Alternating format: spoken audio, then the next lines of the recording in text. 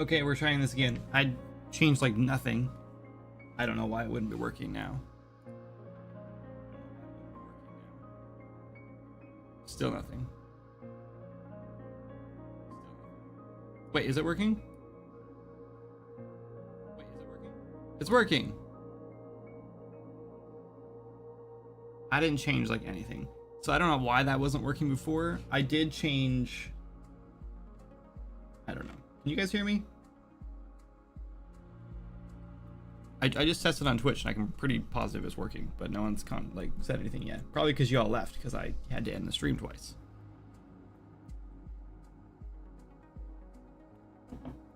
Understandably so.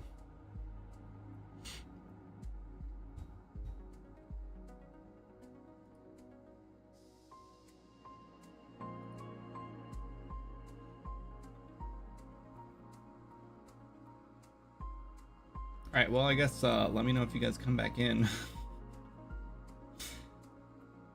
We're down to 0 viewers now. Yay, that was fun.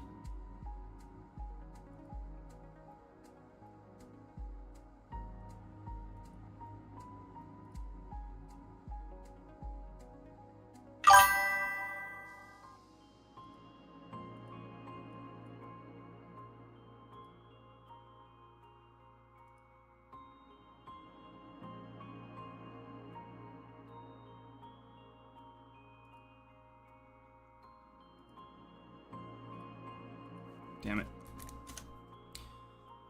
You hear stuff? Oh, good. I'm glad it's working. Sorry, I'm just, I was just checking something while I was waiting for people to come back in. And, it's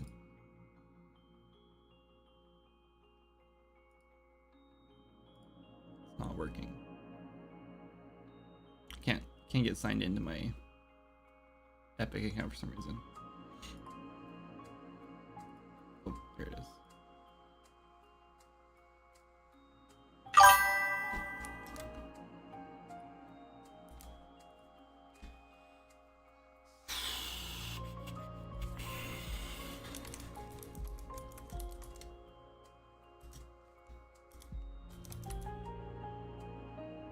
Maybe.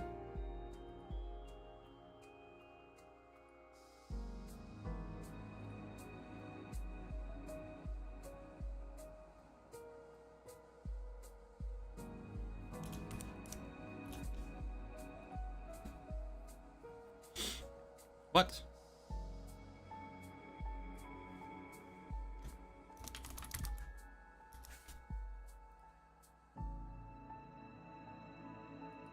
Dumb.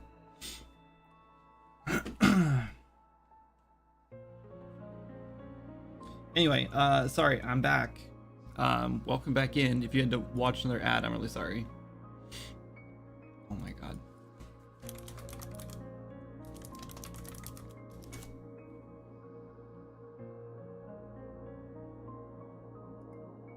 Another freaking security code.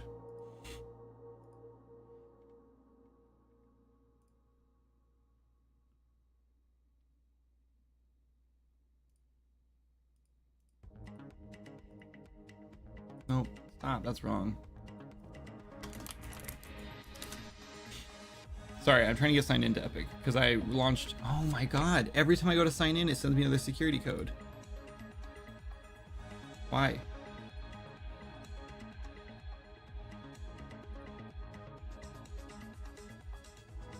Now it's not sending. I uploaded the fantasy pack we did a while back, but I can't check how it's doing because I can't get into my account now.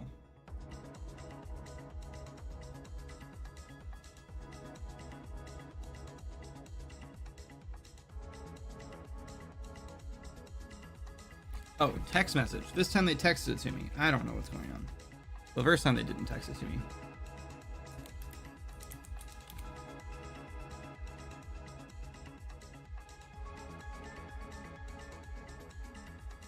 So annoying. Finally got it. Okay.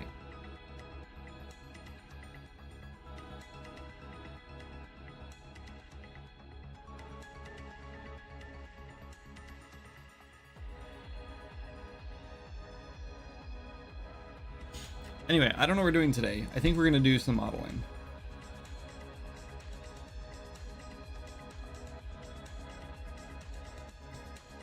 Yeah.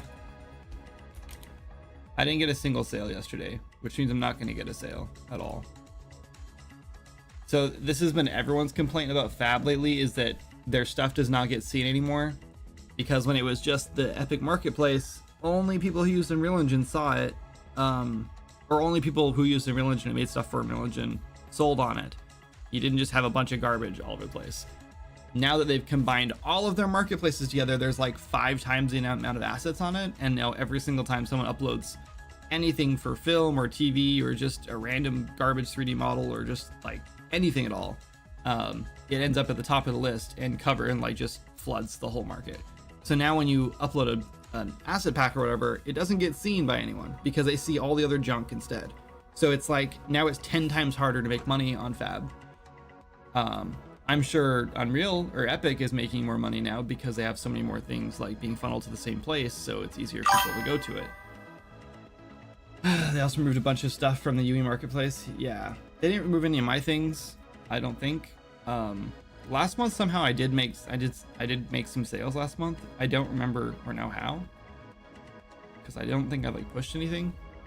But this month I haven't made a single sale at all.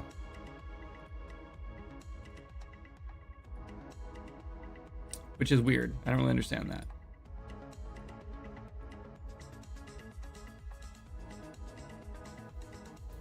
Yeah, I made like $80 last month. This month haven't sold a single thing in 22 days. And usually when you launch a new product on the marketplace, you get a handful of sales that first day. Like every time I launched like a new character or anything I launched on the marketplace, other than the Halloween one that was too specific, I think, and I launched it like too close to Halloween. I should have launched it like earlier in the month. That was like the only one I didn't get like any sales on. I still really haven't, but hopefully this October I will. We'll see. Probably not. Anyway, it's fine. It's whatever. The problem is like that I really want to like make and sell assets, and it just seems like Epic is no longer a good place to do that. So now I wonder if I'm just wasting my time on this pack that I was working on. It's cool, but I don't know if it's worth finishing at this point. What's up, Lanny? Also, hi, Animosity. And Matt, and Elf Blocks. Welcome in, guys. And Boss, thanks for sticking through the audio things. I don't know what the deal was. I've been streaming on the exact same settings. All I did is yesterday, I changed my settings to 4K resolution so I could record 2 of my cameras at the same time at a higher resolution. So when I scaled them up in a 1080p resolution, it wouldn't look crazy or wouldn't look terrible. But then I realized my output was still 1080, so I don't think it mattered. I think I was still exporting at 1080 and I didn't bother to check that. So I think I'm just gonna have like a bit of a blurry camera on YouTube for this first video, but it's whatever. Anyway, but I didn't change anything else with my audio. Definitely nothing about my audio. And when I checked today, it said I was streaming on channel 1 instead of channel 2, and all my stuff was like muted in channel 1.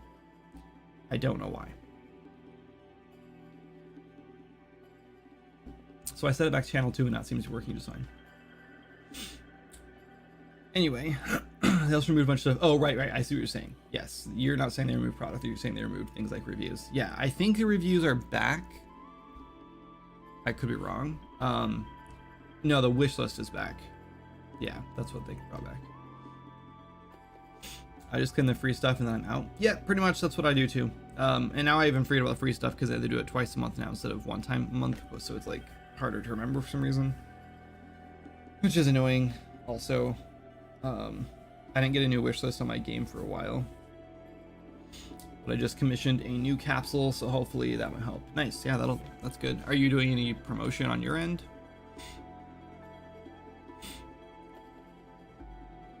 Are you selling on Epic? Not sure if you're talking to yourself or the YouTube chat simply isn't showing on stream. It looks like there's only one person in YouTube.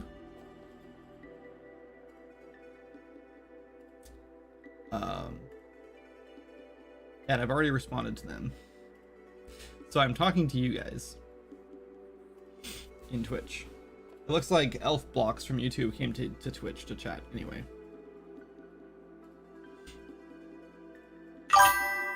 I just heard wrong then.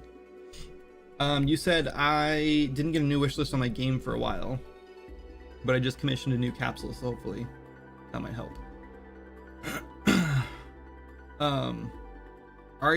Is your game on Steam?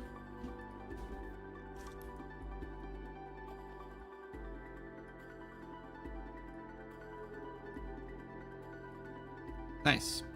Yeah, so I was just gonna ask, is your... Oh, it's not out yet, I'm assuming, since you're trying to get wish lists, not sales.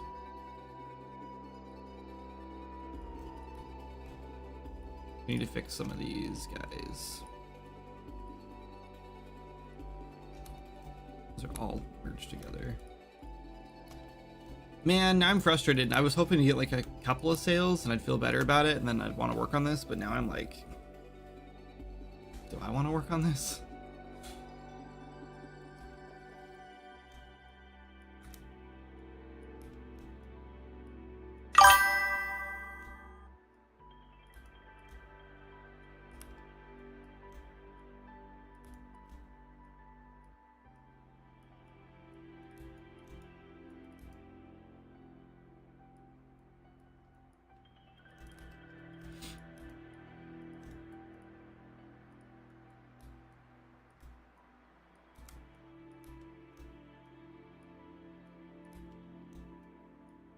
I just realized these probably shouldn't move as much as I'm moving them. They need to move a little bit, but not as much as I'm tweaking them.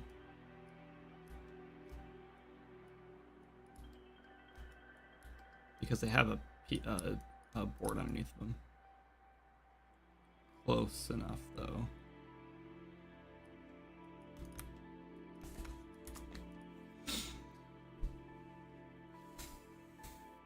Currently working on a new trailer as well. The old one is pretty old. Is this a new an asset to sale? Yeah, this is an asset I was trying to work on.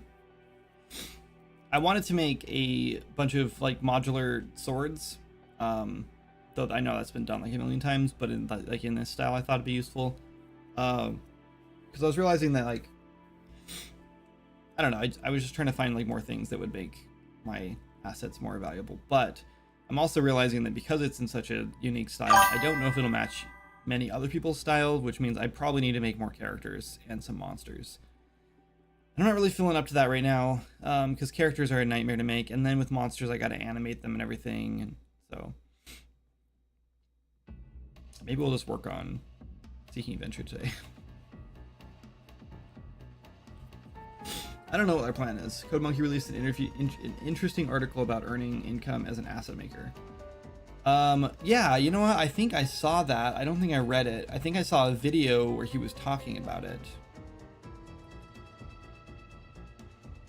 Then you can just separate it into different packs, sword pack, character pack, etc. Yeah, the character wouldn't be sold in this package, just there for scale. Same with the weapons on here. Well, these weapons probably be sold, but yeah. Yeah, that was my plan. I have this like aesthetic, which I'm sure you're aware of.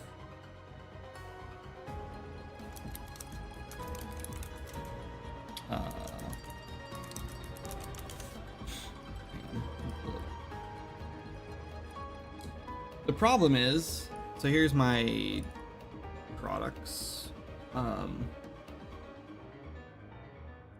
This is, oh, it is, yeah. So a very stylized look, and so I've been trying to sell things in like packs and like play sets like this, because it's all toy based sort of. I mean, they're all animated and everything outside of it, and rigs and everything too, so it's not just toys, but yeah, that was the idea behind it. So this is one I just released, which has like 96 I think unique assets in it. There's a whole bunch of stuff in here, which is cool, but no sales or anything, which sucks. But I tried to sell like each one of these packs individually for like $4 each, because I thought I'd rather have like little packs that are like specific things rather than just like one huge generic thing or a general thing. And I thought it'd be more fun that way, because then it's like collecting them all, you know, and you'd want to like buy more of them, because that's what I do when I see game assets. I just want to buy the whole set. And so I just thought like having a bunch of little things would make it more like easier to be like, yeah, I can buy 3 of these because who cares, you know, which instead of just buying one big pack, you know, especially if like you definitely don't need like, you know, like what if you don't need weapons in your game or something, or you just have no need for all these dragon eggs or, you know, whatever. And you don't have to buy all of them. You just buy the ones you want and then the ones you need. And I like that idea a lot. So I tried to do these starter weapons. And I got denied because there wasn't enough assets in it. It was said that it wasn't enough value for the money or whatever. And I was like, it's $4 for like 10 weapons. Like, I don't see what the problem is. But then I was just looking through the marketplace yesterday to see if these popped up on the homepage because I just launched them. They did, but only if I filtered the hell out of it. If I just go to the homepage and go to new, 80% of it is all AI generated 2D assets, which is very frustrating to me. Like extremely frustrating, and I don't think they should be promoting AI assets or even allowing them to be sold on the marketplace, to be honest, because I just think there's a problem with that. Anyway, neither here nor there. The AI slop on fab sucks. Yes, it really does. Also, we'll be sort of lurking, have to do the taxes. Oh, have fun, Red. Sorry about that.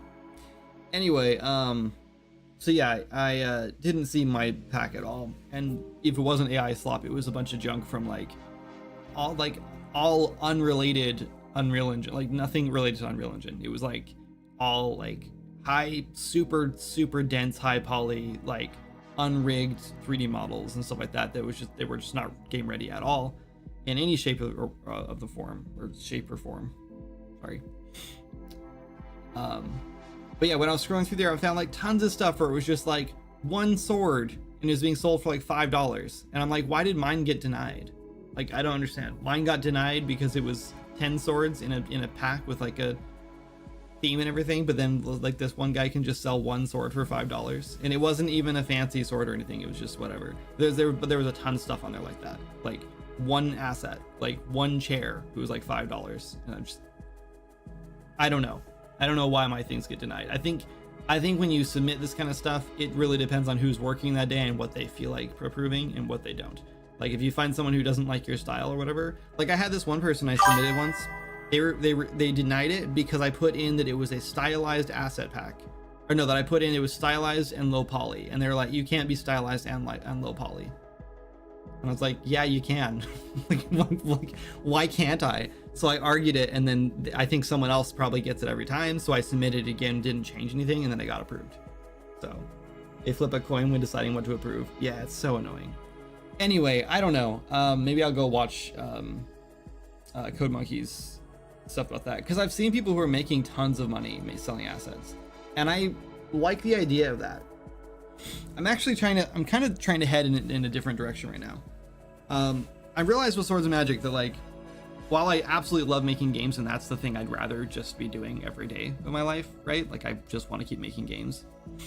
The problem is that games are very volatile, and if you take a year to make a game and then it doesn't work, then you're screwed, right? So I realized that now that I have a lot of experience under my belt and I've been doing this for a while, I really need to find a way to monetize my skills and my knowledge in a way that like allows me to like just pay my bills, and then making games can be extra or something I do for fun. It can't be like my primary thing yet. Anyway, maybe one day it will be, who knows? So I've been thinking a lot about like what I can do or how I can like contribute to like game development in like a meaningful way using my skills. And I decided that I think what I want to do is start doing like mentorships. Patreon might work. Yeah, I have a Patreon. The fact that you don't know I have a Patreon tells me it's not working, right? I'm doing this as a hobby, so things are easier for me. Yeah, and I was doing it for a hobby for a while, which is when it was easy for me too. Is low poly not a style? Yeah, I think yes. Well, like low poly. Yeah, I don't know. I don't know what they're doing. But yeah. Also, keep seeing more AI stuff on itch. I'm pro AI, but I want to buy good quality stuff on Marketplace. Yeah, so I'm pro AI if you're using it as a tool, but not as the entire kit and caboodle. You know what I mean? Like, I think if you're just typing in like stylized NPC and then you hit enter and then you just save all those and then you try to sell them as an asset pack, that's the laziest way to use AI. And I think that should be absolutely not allowed. Like, I just don't think that generating a bunch of garbage and then maybe not, I don't know if you want to call it garbage, but just generating a bunch of stuff and then trying to sell it is the laziest way to use AI, and it is just like a cash grab. And I think it's just flooding all of our marketplaces and flooding the internet. Like I can't, like I go to Pinterest all the time for references for drawing and for modeling and sculpting and stuff. And now I feel like every time I go to Pinterest, it's like half of it is just AI generated, and you don't really notice at first, and then you click on it and you start trying to use it as a reference, and you're like, oh no, I can't use this. Like this is AI generated, and like half the stuff in here doesn't make any sense. I don't know. I guess you can still kind of use it, but it's just, I don't know. It's just bad. It's just bad, and it's frustrating that it's like so prominent. I think AI, like especially GPT and stuff like that, can definitely be used as a tool to like enhance what you're already doing. If you're using AI to enhance what you're already doing, then I'm all for it. I know we're gonna get to the point where that is not the case anymore, and everyone's just using it. Period. Like no one is doing anything on their end. It's just gonna be generating stuff, and that's gonna be how games are made. But we'll see what happens. Anyway, I'm using Kay Lausberg's assets. Yeah, love Kay. He basically has a free pack and sells extras. Yeah, I am also tempted to do that.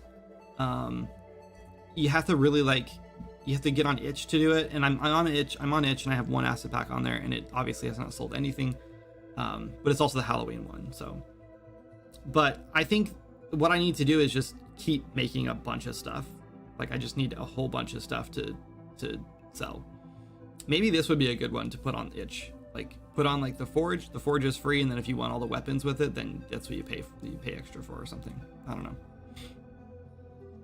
We'll see. Anyway, but yeah, so I am thinking about ways to monetize other than that, and right now I'm kind of leaning toward, I want to be selling assets because I just like doing 3D art, and I really like the idea of that, and it's just fun. And I'm really inspired by places like Kay and stuff, or like artists like Kay and stuff. In fact, that's literally where this whole like Arcane Toy Box thing came from. Like this is like the same font that Kay uses, I'm pretty sure, something similar. And like and actually the whole like toy packs, hold on, where that picture is, this one, all these are literally inspired by Kay's packs, because he had one where he put like all the assets in like a toy package like this, and I was like, oh my god, that looks so cool, and like I want to own that because it's neat. Like I don't know why, it's just neat, and I want to own it.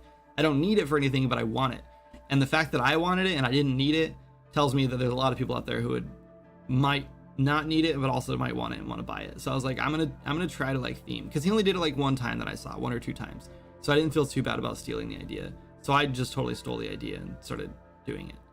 So like, but everything I do is based on that. It's like in those. It's weird because you can't tell you can click on that. It's dumb. So yeah, so all of our characters are packs. This one isn't. This one doesn't have like a box for it. I didn't know what to do though. I guess I could put it on a box. I don't know. The foliage in this one kind of sucks. I wish I would have done foliage differently, but anyway. So yeah, I am here's my new plan, kind of. I want to bring my YouTube back. I feel like I let YouTube completely just die, and I don't like that very much. So I'm planning on releasing new YouTube videos, and I want to try to lean away from devlogs, because I just think making devlogs makes your whole channel around your project and not necessarily you or like development in general. And I really want to like focus on just game developers and game development in general more. And then I'll obviously be releasing my own devlogs and updates on the stuff I'm making and everything too. But for the most part, I really want to do. I love stealing. Wait, what are you talking about? Stealing Kay's toy packaging thing for my asset packs that I've stolen. I also love YouTube. You're in the right place, Arrow. We're talking a whole lot about all the things you love right now. You miss my YouTube? Yeah, me too. I feel bad because it's been like 2 years since it's grown at all. In fact, it started kind of picking back up when I started releasing videos again, but it's been a while now again. So my plan is to start releasing more videos. In fact, I have one being edited right now that's like 99% done. I'm just doing a sponsorship segment that I have to record after my stream is over. And then that video will pretty much be finished. Just have to do some some polishing. And then I have another video, which is a product review video, which I know how well that went over last time I did that with the light bar, but it does have 100,000 views on my channel, which tells me that even though I got a bunch of negativity from my like regular audience, like a lot of people did find that video helpful. And this product review is not about something as trivial as a light bar. It's actually something that is useful as an artist or as a game developer. So I'm actually pretty excited about it. I won't spoil what it is yet. You'll have to wait and see the video. New to Unity and Blender, and finally attempting to put my game ideas to fruition. Nice, Arky. Congrats on that. That's awesome. Stick to one art style. That's also important. That's what I'm doing, yeah. I'm trying to stick to the Arcane Toybox stuff. Though, I am kind of tempted to get away from the character that I've done and do something more blocky and modular that's way easier. Kind of like Kay's characters are more like modular and really easy to just like swap out like assets and stuff for. Because I feel like I kind of screwed up with that with my characters. Like they're a little too high poly and like high detail. Here we'll get in closer and I'll show you what I'm talking about. Actually, let's just do this. So like it's pretty, I can't just like swap out gear in this. Like I have to make a whole new character essentially. Like I can use like the base model, which is just like this piece, right? Which is what I've been doing. I have like this base model and then I can just like add details on top of it as like meshes and then I just re-rig it again. And that works.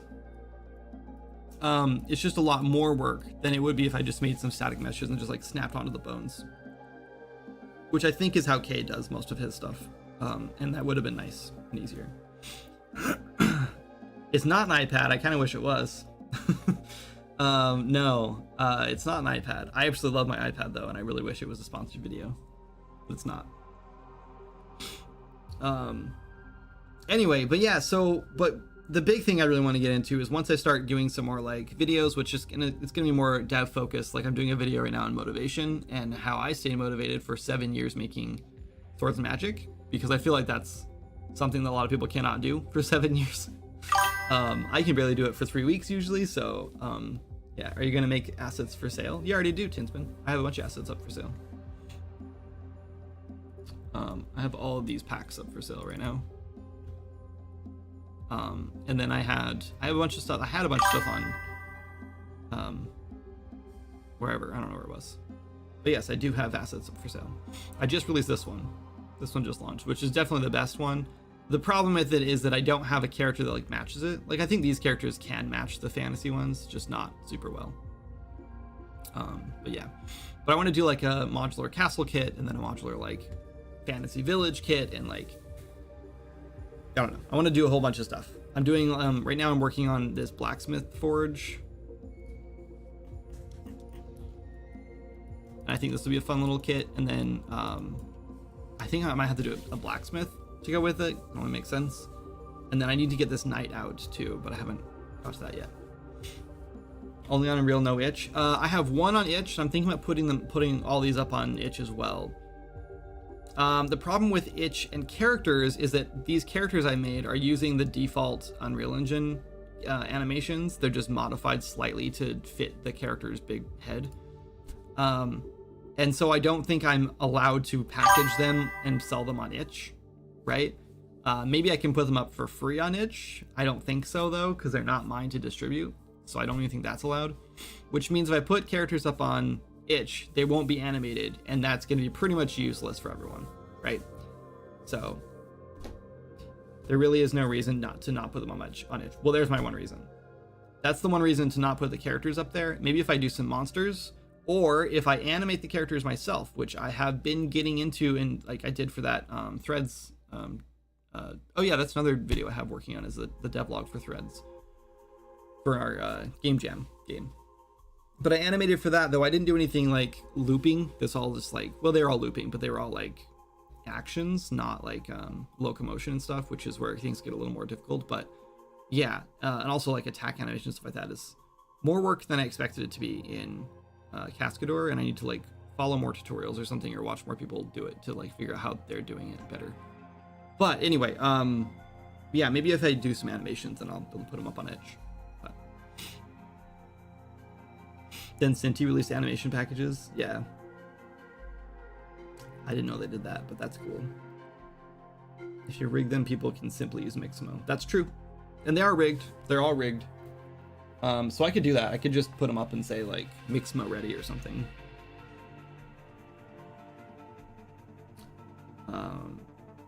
Just make one rig that works with Mixamo and you're golden for all engines. That's true. That's not a bad idea. I wish Mixamo would update their animations though. I feel like they haven't added new animations in years, if they ever even do.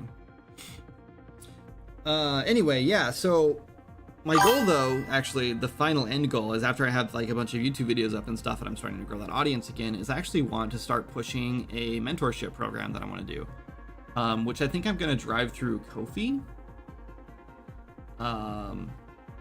because I just want to try it versus Patreon, and I don't want to muddy the waters by mixing my Patreon with this one, because I want this to be like a separate thing. What I'm thinking about doing is just offering like video calls like once a month to like help mentor people and be like an accountability buddy almost for people, and just be able to give like professional advice for game dev related things. So do it and I'll try them in my custom engine. Okay, that'd be cool. Anyway, yeah, so that's my plan, as I eventually want to get to that point.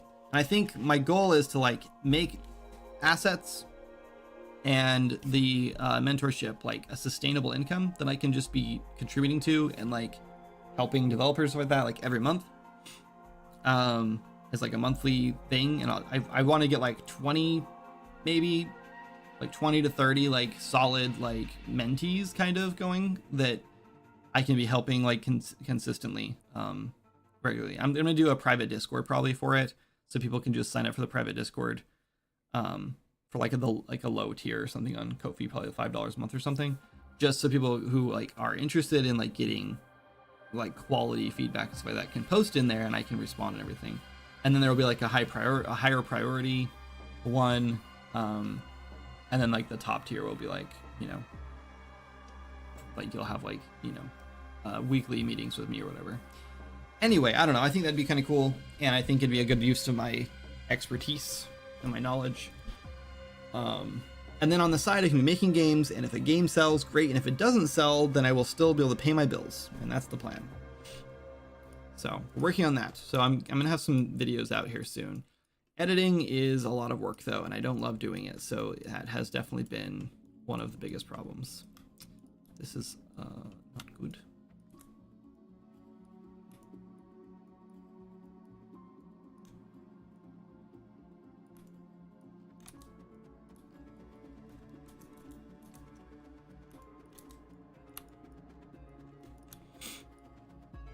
Any other ones sticking through? Nope. Cool. Anyway, I think this is actually kind of done. Can you guys think of anything else to add onto this other than weapons? I did some like tongs here. Oh, we should put an anvil. Let's model an anvil.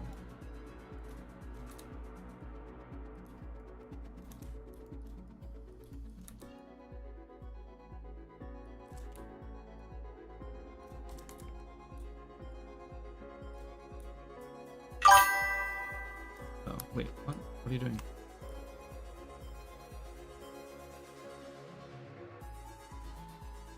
Oh, that was being dumb.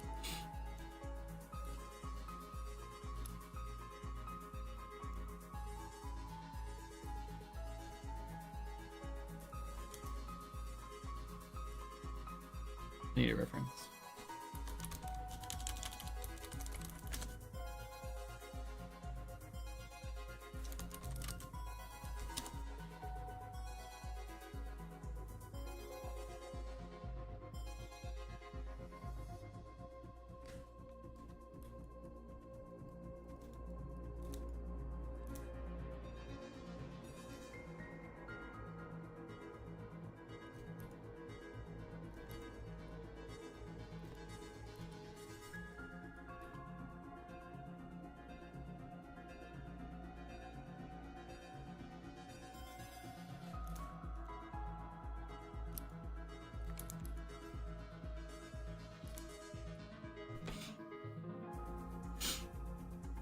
Anvil, grindstone. Grindstone's a good idea.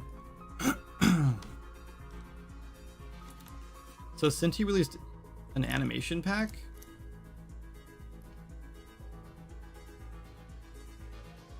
It's actually a really good idea.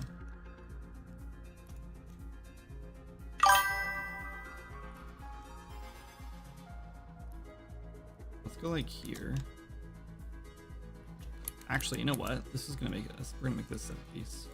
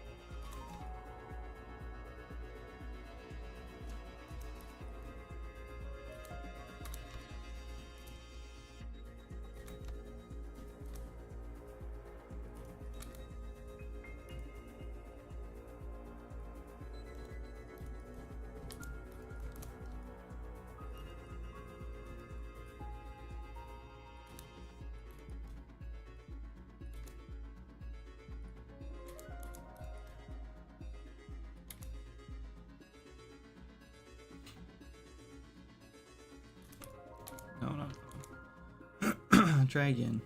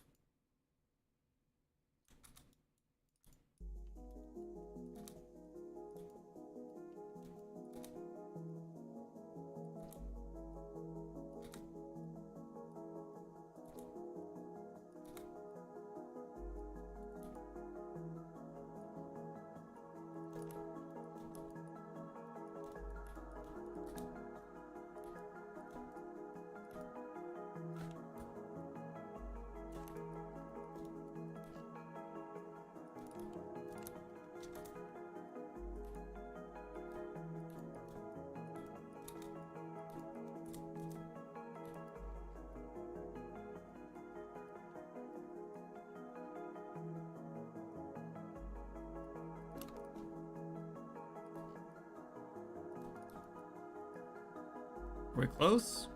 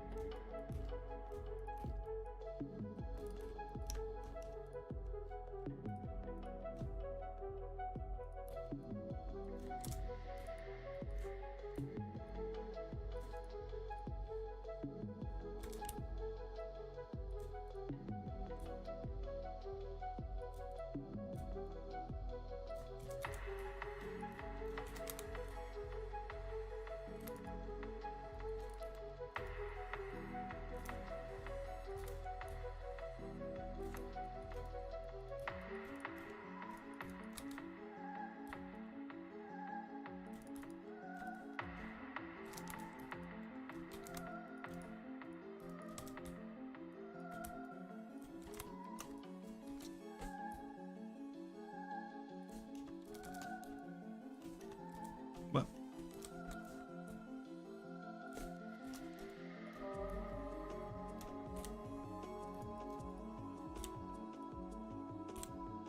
How did I know I did that? Made way too many of those.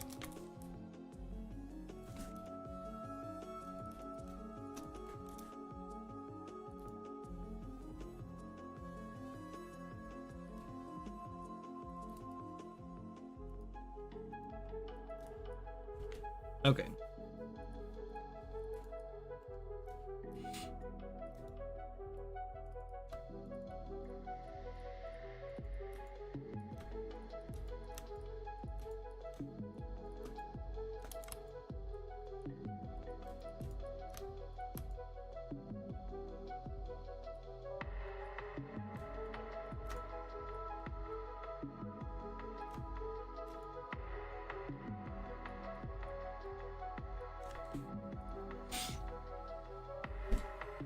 Two packs actually, base locomotion and sword fighting. Oh, and goblin locomotion. Nice. Add barrels and ingots. Thank you, Mateus. That's a great idea.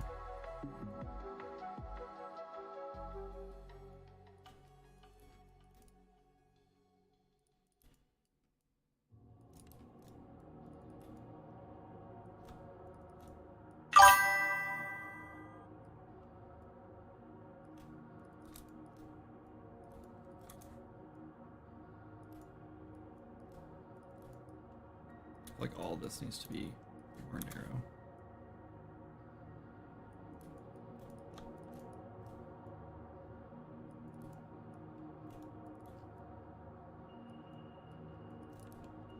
And I kind of want to just bubble this out a little bit.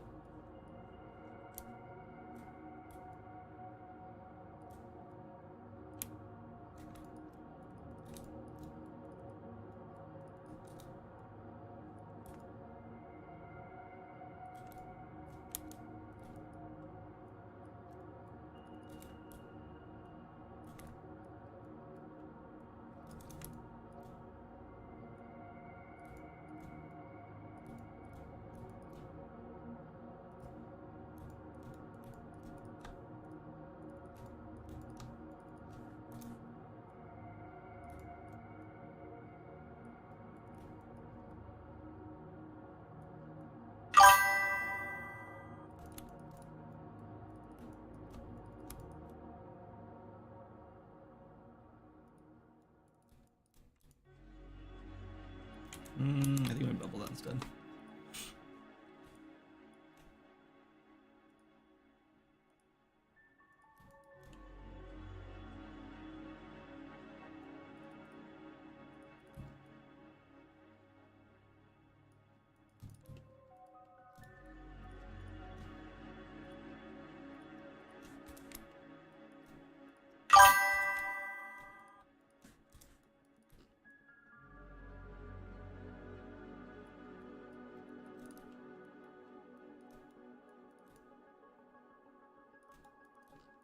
Cool.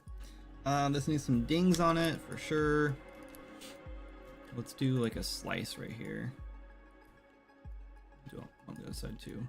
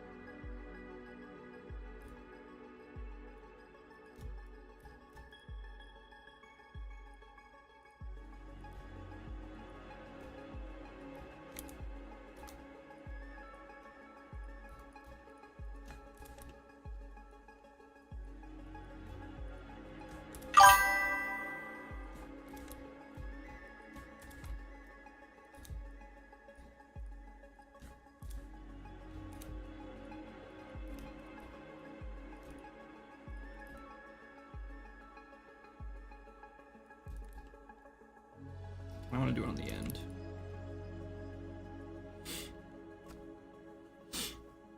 What's up, Angel? Are the Arcane Toy Box toys free shipping to the UK?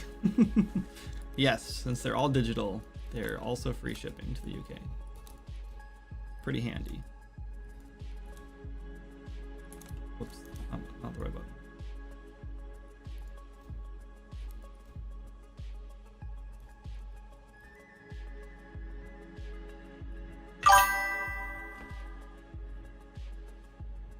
The YouTube live stream is so delayed compared to Twitch. Yeah, it's kind of funny. So with YouTube, you get this super long delay, but you don't get ads. And on Twitch, you got to deal with the ads if you want the more recent or the more updated. I don't know what I'm trying to say. The faster stream. The oh my god, whatever I'm trying to say. You know what I'm trying to say.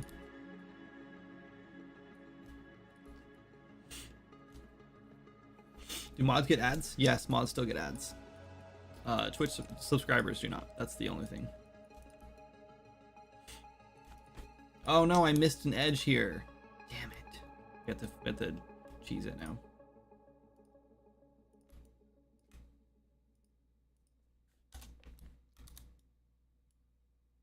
Now I believe we just want to move this edge this way.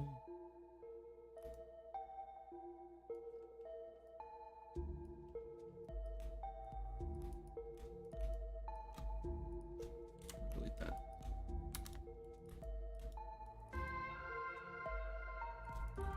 It's not perfect, but it's close enough.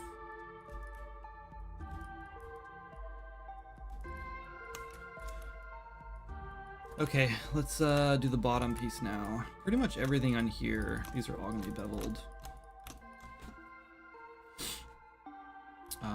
Except for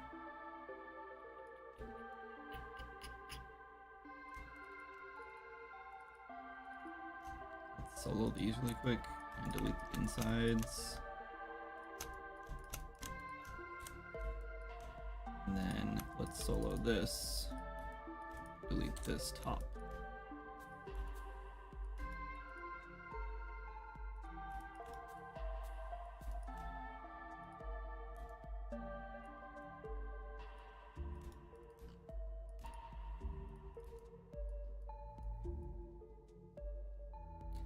That's pretty much it. I think maybe we could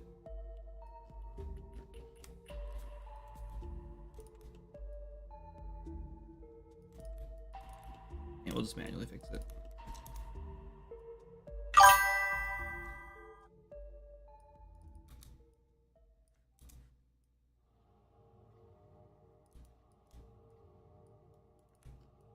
Just run that a little tighter. Cool. You know what? Let's hold on.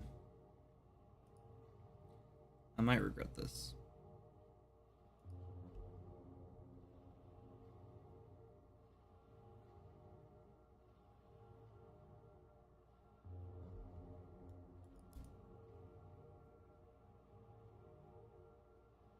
That's better. Okay.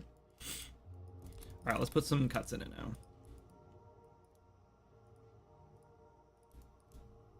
I don't know what kind of anvil it would be if it didn't have some damage on it, right?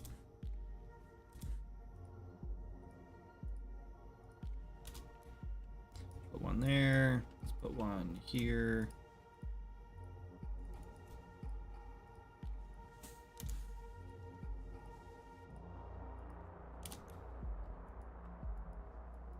Put one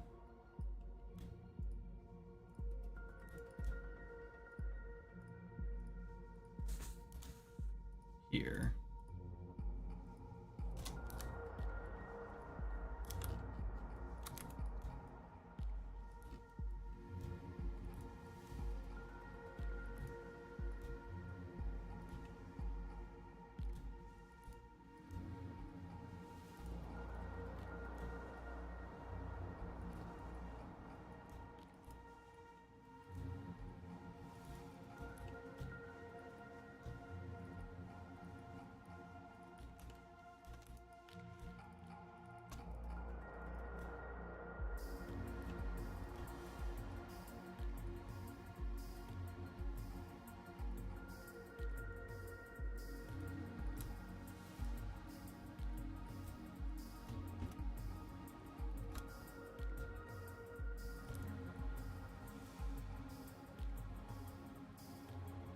Done. Looks pretty good. Let's put I kind of want to put like some screws or like nails. No, it's fine. We'll leave it alone.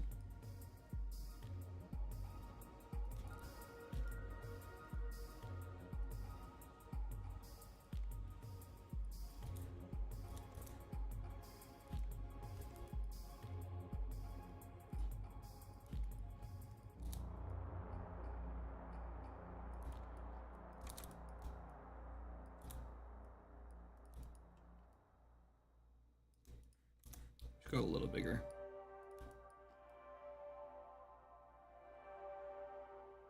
I like it. Cool. Save. Am I stealing? Hold on, let me catch up. I'm thinking of coming back to editing, possibly full time. Really? Or as a main income source at least. I should create an editing study group.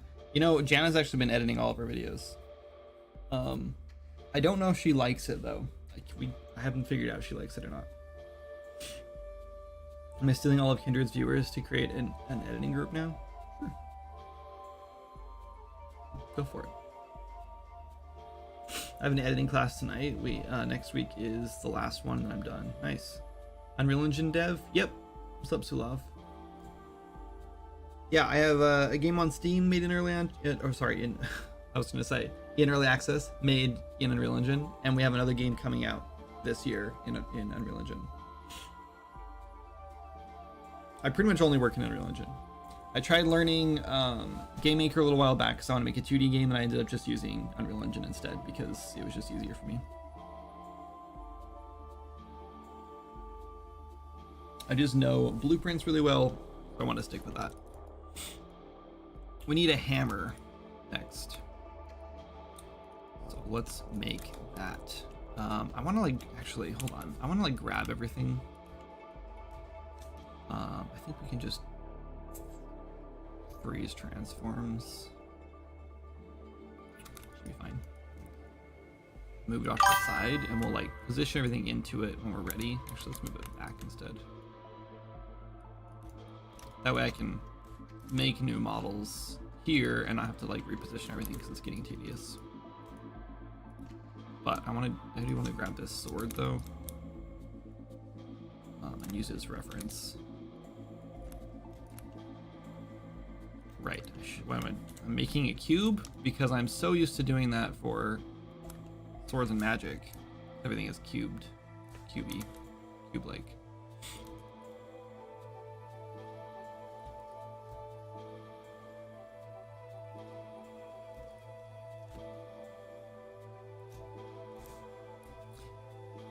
But yeah, right now I'm working on an asset pack for Unreal Engine, or anything really. Doesn't have to be Unreal Engine. Let's do actually, maybe this should have actually been a.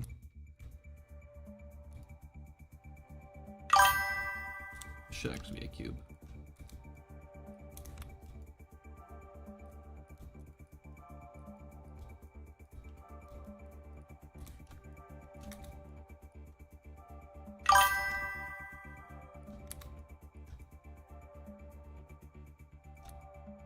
Like that, and this one will just have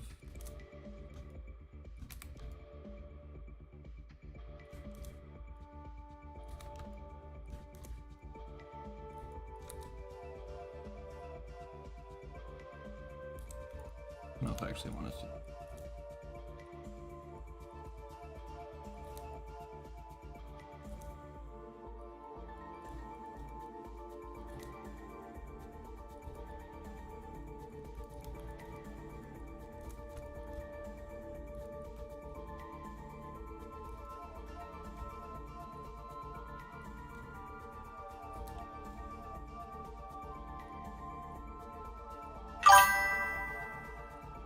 Maybe?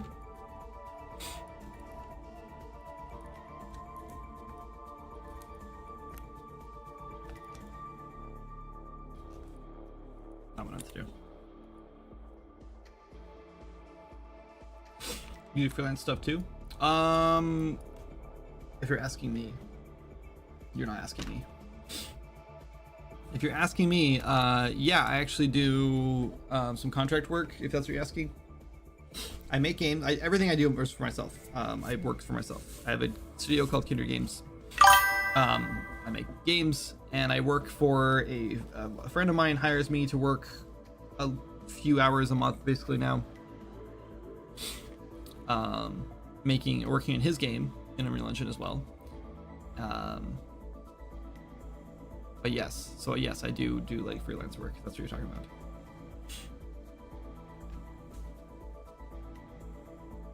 This for Swords Magic in the new game. This is for this is just an asset pack I'm gonna sell. This guy. So neither. I feel like this should be moved a little bit.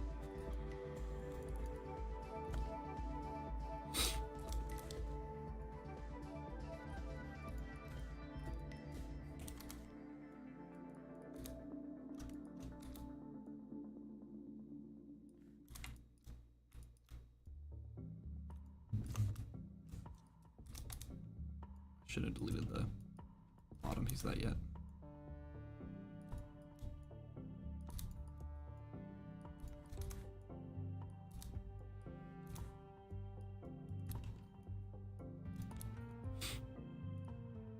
Let's put an edge loop in the center and just kind of my button. There we go. Cool. Let's do some beveling. Let's go here. Let's do. I want to handle the corners first.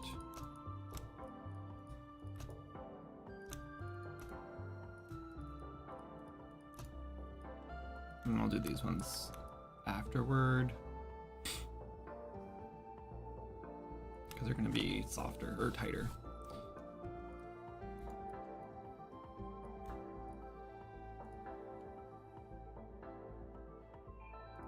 Wrong one. Go a little chunkier.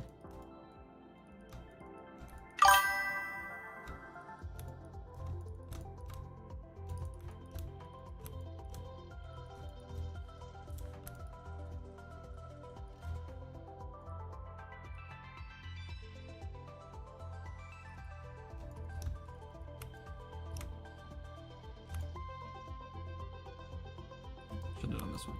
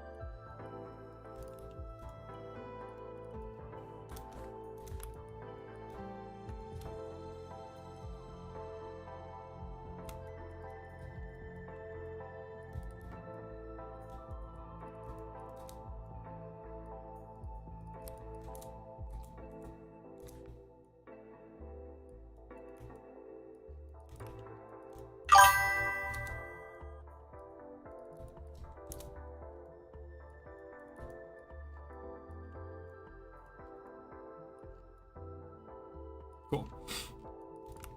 Let's do a slice on this for sure. And then we'll do one there.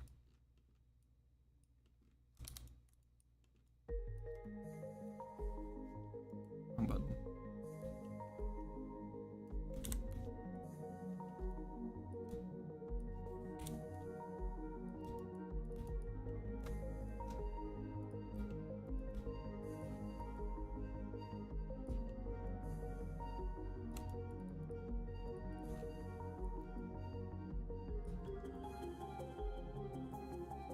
Cool, looks good. We should have done like a crack on the anvil. No, it's okay. Been learning Inkscape for vector art. Nice. Yeah, that's where I started too. I got bored of Inkscape because there was a lot of, I kept crashing and there were a lot of like weird bugs with it that were just annoying to work with, and so eventually switched to Affinity. It took me a little while to get used to Affinity though, because I've been using Inkscape for like over a year.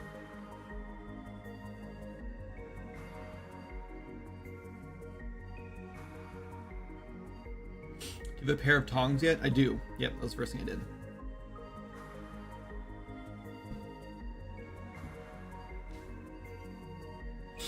And I haven't done any crashes yet.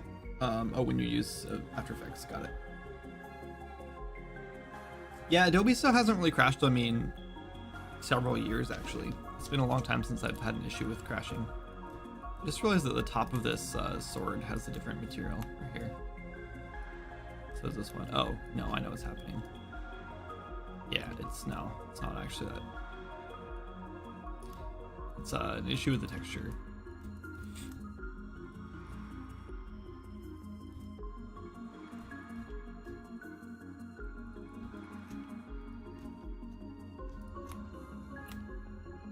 Let's merge these.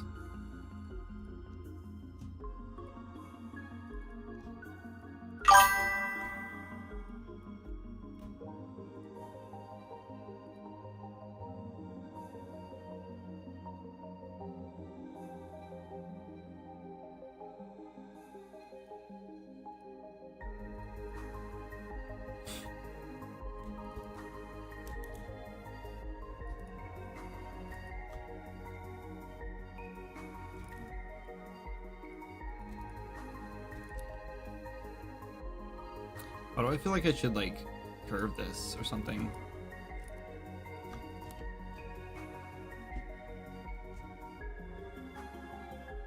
I feel like it needs to be doing this.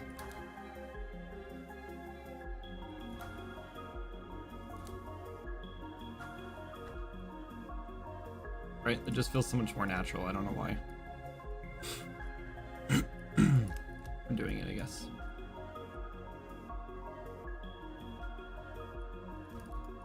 I think we're done here, though. And we set the pivot point where the player might hold it in case they want to use it as a weapon. It's not gonna be fun UVing all this stuff. Actually, it won't be bad. Oops, wrong button.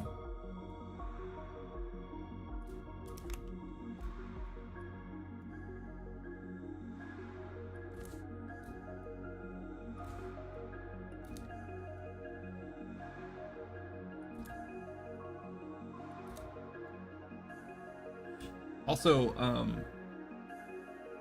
hi Meat, welcome in. How's Cass feeling?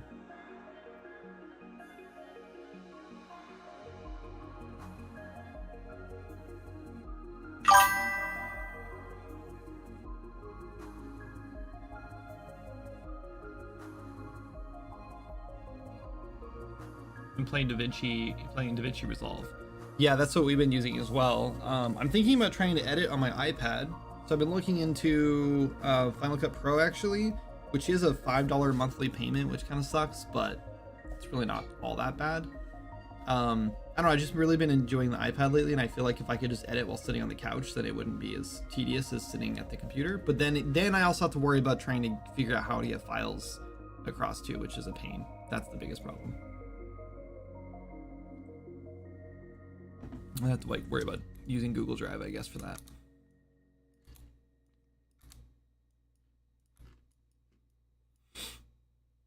Cool. We have hammer and anvil. We have tongs. They're hanging up over here. What else should we do? Oh, you know what? We should. I kind of want to put like a strap on the end of the hammer. Kinda, maybe not.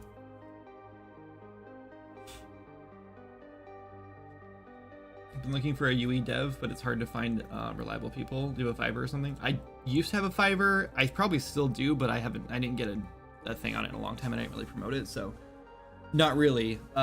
You can contact me on Discord, I guess, if you want to. It's just @Kindred. I got the Kindred tag. So it's legitimately just @Kindred. Yeah, you can contact me there or PM me on Itch or wherever you want. It doesn't matter. I don't check Itch, or not Itch, sorry, Twitch. I don't check Twitch PMs very often. I always forget about them. So Discord would be best. But yeah, I'd love to chat about some potential client work, I guess. What else have I missed in chat?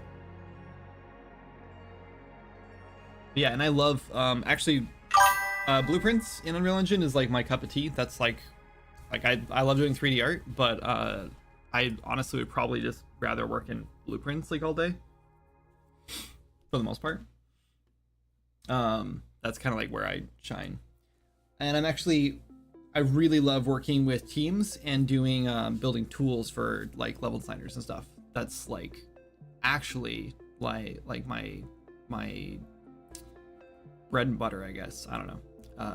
I gotta stop using so many food references. I'm getting hungry now. But yeah, I like building tools that are like designer friendly. That's like my favorite thing in blueprints and Unreal Engine. Because I used to work with a team of 5 people, and I started out as a level designer with a programmer on that project, and then I always like wanted more tools to work with, and that programmer wasn't as like like designer friendly. It was more just kind of like, let's build this one thing specific to this one thing. And so I was like always struggling trying to figure out like, how can I make this better without having to code anything on it. And so when I started taking over programming more, and I hired a level designer that I was working with, I was like, okay, it was like a content designer really. My goal was like, how can I build this system as modular as possible so the designer can get as much like track or like mileage out of it as possible. And that was really fun. I like doing that a lot. And then I actually applied for a couple jobs like that, but I didn't get hired to any of them. Sad day. Okay, let me try to catch up. Ninja stars. I don't think they fit this theme, but ninja weapons would be a cool pack later. Pokers 2.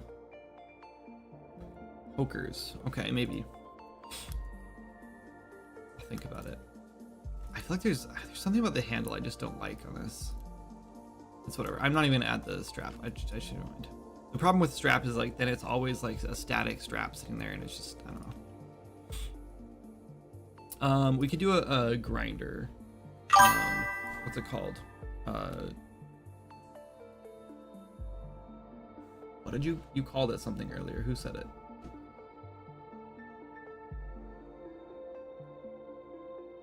I think what it's called now. Anvil?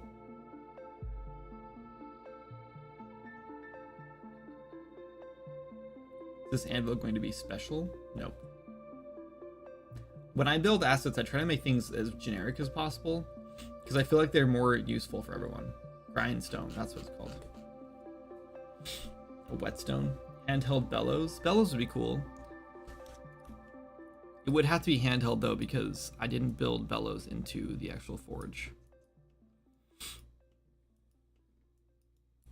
But yeah, anyway, I like to build all my stuff like as generic as possible to start, and then you can add in like extra like fancy versions of it or whatever later. But if you do like fancy stuff originally, what is going on right now?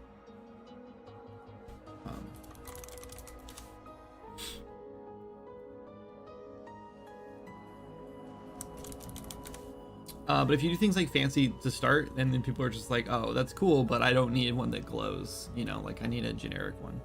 I just feel like there's more application for them. Okay, trying to find a very generic grindstone.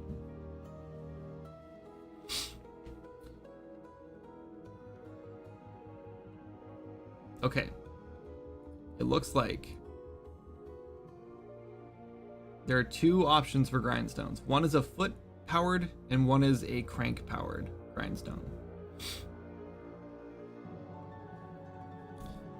I think we're gonna go with hand crank because it is simpler. Just clicked on a random reference, and they have a crank. Here, I'll show it to you. I'm always afraid to show Pinterest because the ads pop up are sometimes a little bit inappropriate. But this one has a, like, I think these are AI generated, to be honest. But this has the grindstone on it, and then you have this which turns, but then the crank is going the wrong way. So this crank, like the handle looks like it should turn this direction, but it needs to be turning like, yeah, that's weird.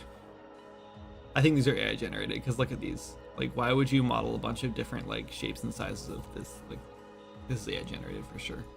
Freaking AI, it's everywhere. Sick of it.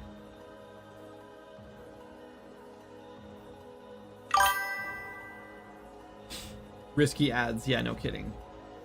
It can turn either way, right? No. That's not the problem. The problem is the handle needs to turn, like I guess the handle needs to be facing parallel to the rotation of the stone. So the stones, I don't know how to explain it. They had like a cylinder like this, right, for their stone.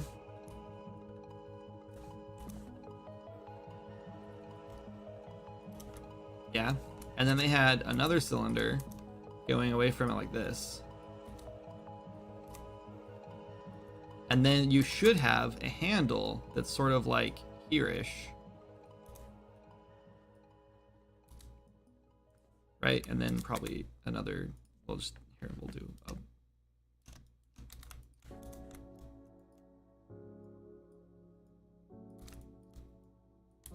oh my god. Sketching in 3D is kind of a pain. Okay, like this, right? And then you turn this, merge this, you turn this around like this, right? And then the wheel turns, right? They had a handle that came off. Hold on, duplicate this, separate it. Oh my god. Separate. Delete. They had a handle. Oh my god. Like this. Coming off of this. And you held the handle like this. Which means like you'd have to like turn your hand around all it's just very broken. Here, I'll click it again. I'll show you one more time just because it's fun. Okay, so no, all right, I had it a little bit wrong. They had a handle coming off. Right. Okay, they didn't, hold on, they didn't have this. Let me do it again. They had this. Like this. That's how they have it. Right? So if you hold the handle here, you have to twist it around like this. It's very strange. Got it. Okay. Anyway, we can kind of start from this point, I guess. Except this needs to be. Oh, good. It's not going to break on us. Let's go with like 16, I guess. Sure. That's pretty good. I want to turn it the other way because I'm weird, but I want it like this.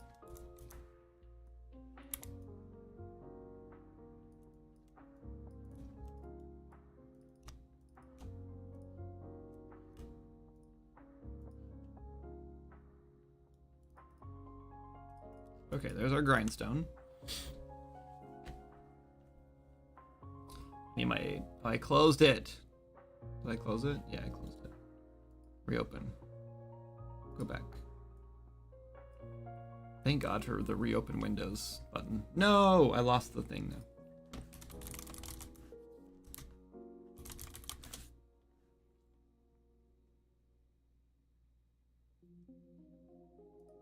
I didn't like this one, but hold on. Or that one. Or that one. This one's fine. This is a good one. Okay, now we're gonna do a cube.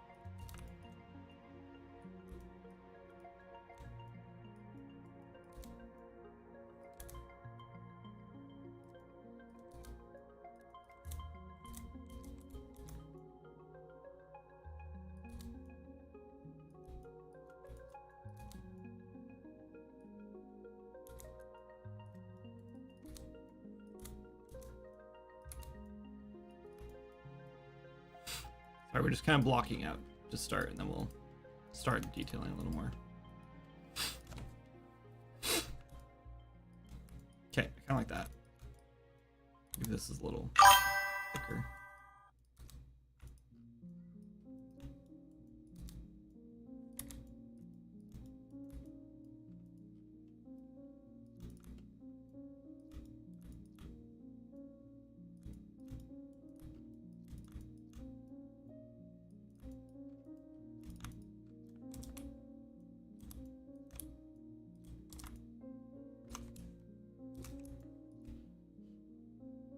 Freeze this, and we do scale -1.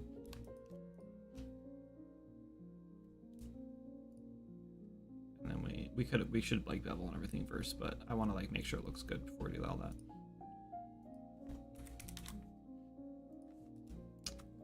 Good try. Okay.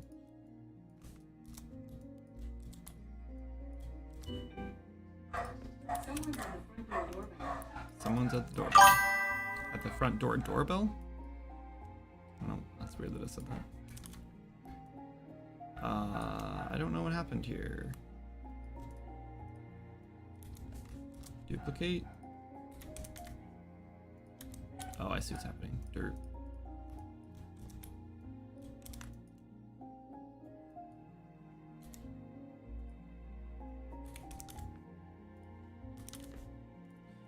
Okay. That looks pretty good, and then we just need the handle. Which would be...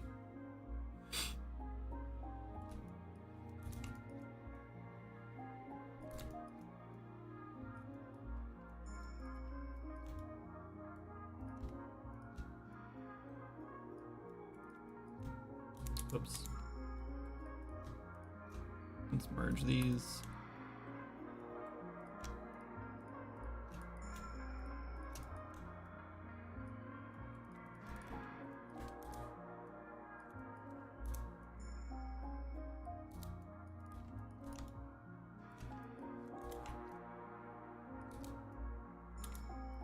You guys like my Minecraft mod right here?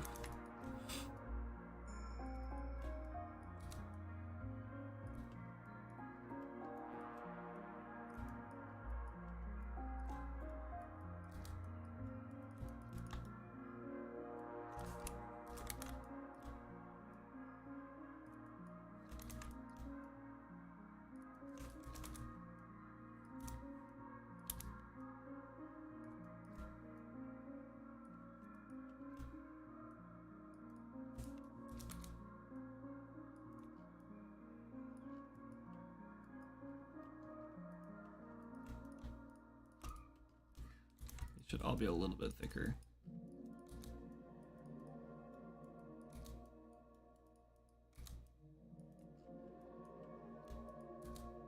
Trying to base it on this, which is, yeah, so it needs to be, well, the whole thing can be bigger probably. We'll scale the whole thing up. Okay. What's up, Ravi Plays Games? Yeah, making a grindstone. Yep, we're just kind of blocking it out right now, and now we're going to start adding in the details. So let's start with the big pieces. Uh-oh. We have a duplicate here. 2 duplicates. Is that it? Okay, good. That happens when I start like trying to mirror things sometimes. Stuff just gets messy.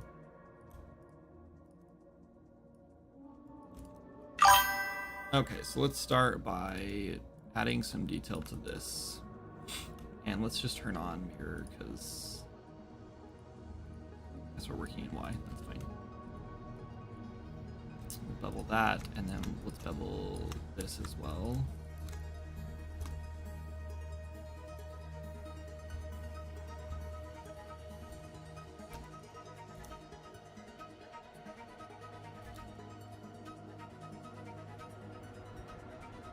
Cool. Let's bevel this whole thing now. Maybe we'll do...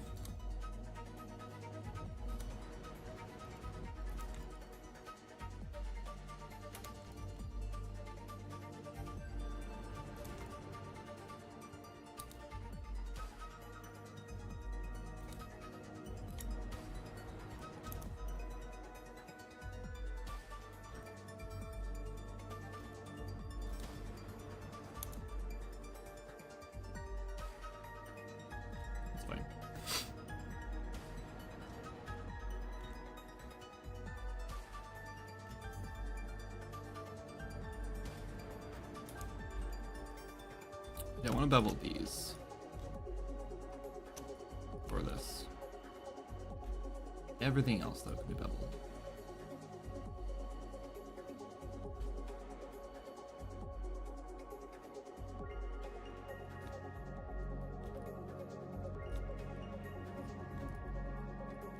And now we'll bevel these.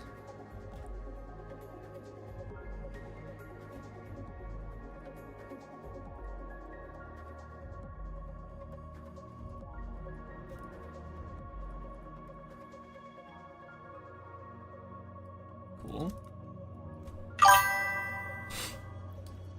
These are woods, so we should add some like cracks to them.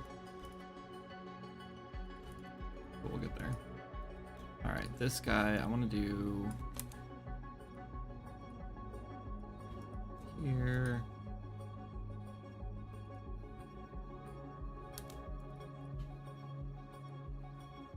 Bevel, let's do 2 segments.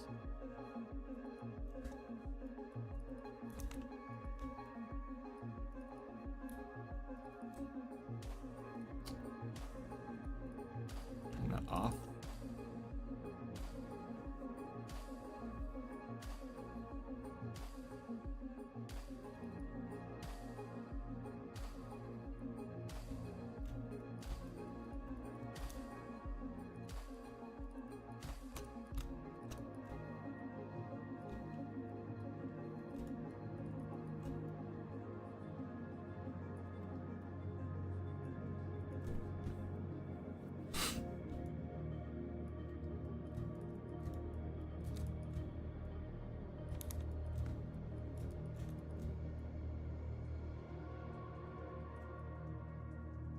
We're gonna do that.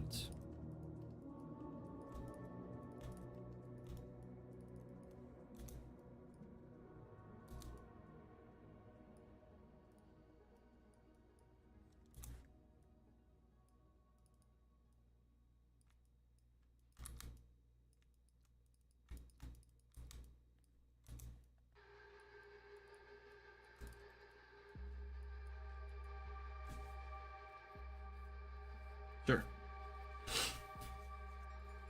What are you making? Yeah, this is a grindstone. I'm working on an asset pack. It's part of this forge. So the plan is like to make this forge with a bunch of modular pieces, and then I'm gonna add probably some, I don't know, I'm trying to decide if I want to add a bunch of modular weapons to it or making them like separate. I think probably adding them to it would give this more value. But having 2 different asset packs might be better, and then people would be motivated to buy both. I don't know yet. We're working on a grindstone, just as a little extra detail. All right, let's add bubbles to these.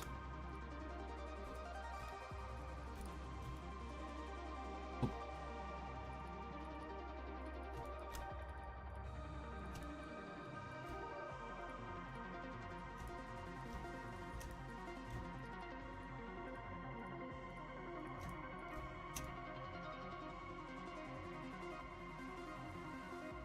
Okay.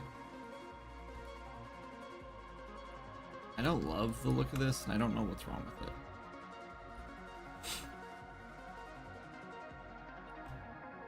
Let's tighten that up a little bit. I think this needs to...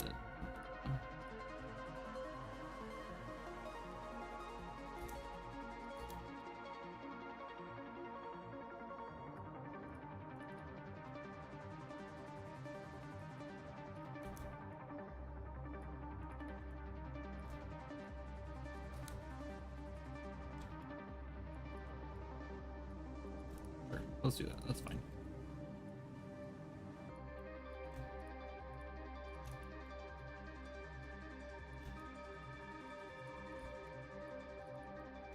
Let's just, I'm gonna merge all this together now. Oh, you know what? Hold on, I'm not gonna do that.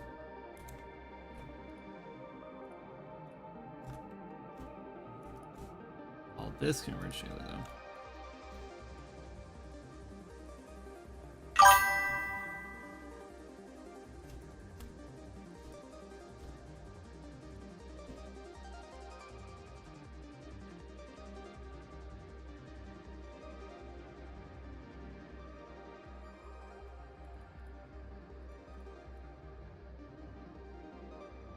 There we go. Cool.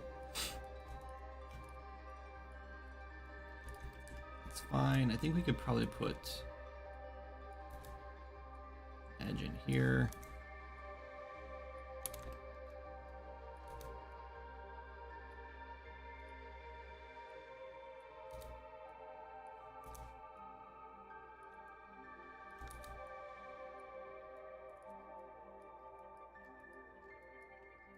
Sure.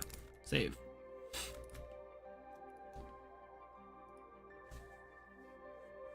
These are pretty simple.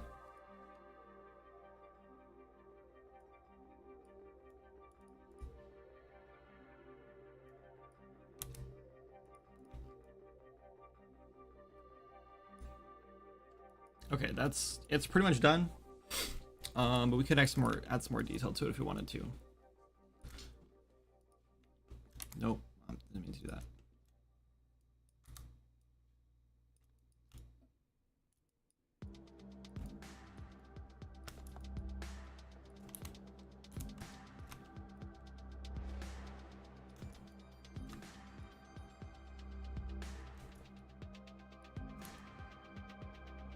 What else do I have selected?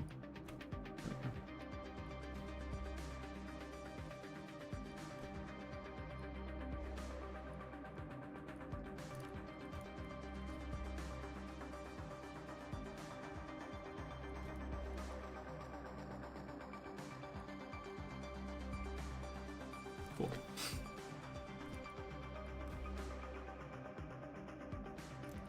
Let's do one more cube between these guys for support.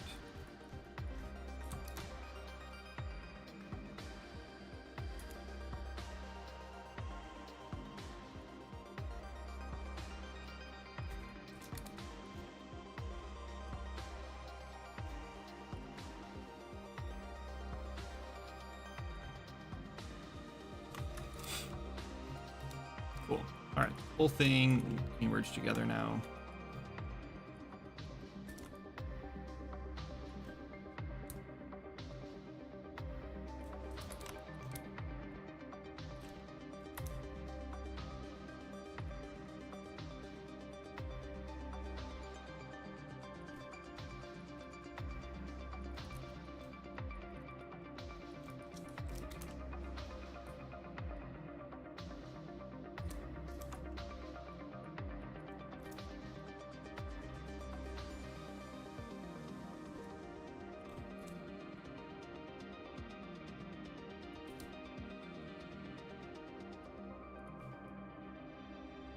Cool.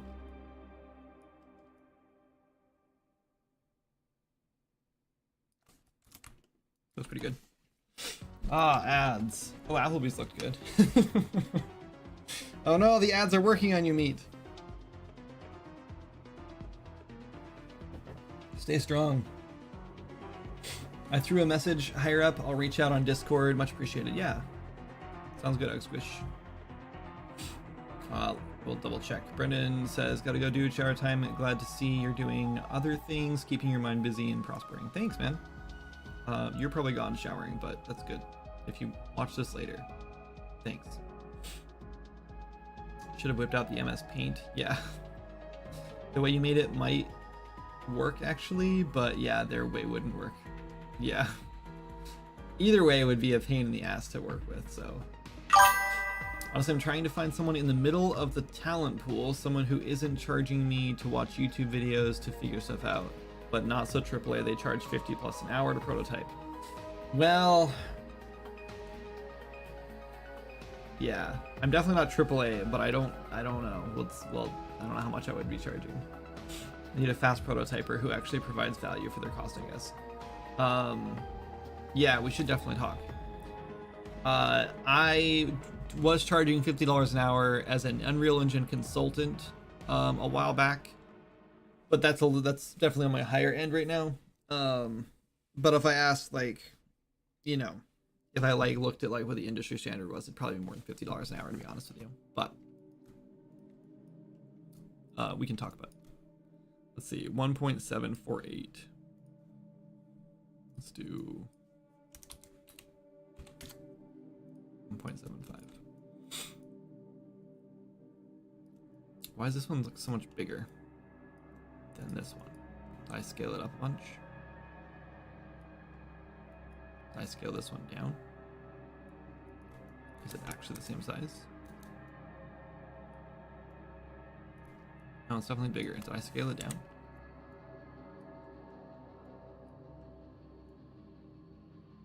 Did I scale this up?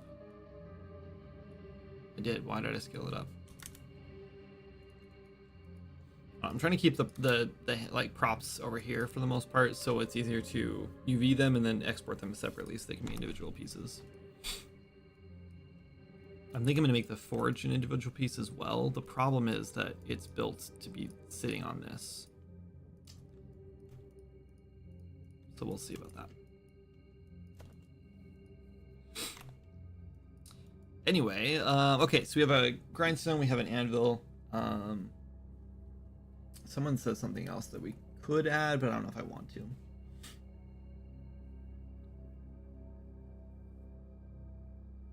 I think I kind of want to make some weapon parts. Maybe.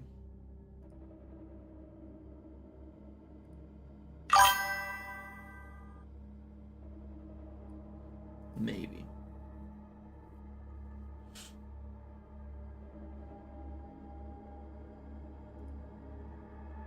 I just realized that this thing is off. Why is this off? This thing in the corner.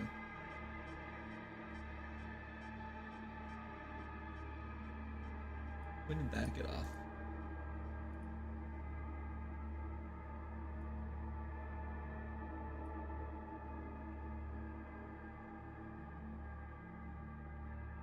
It must have just been smaller, right?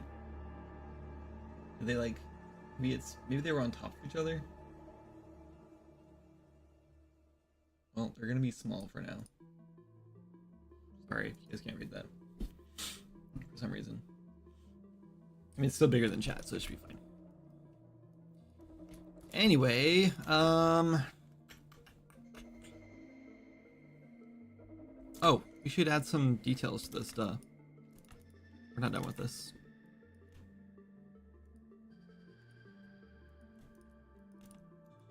Okay, let's add some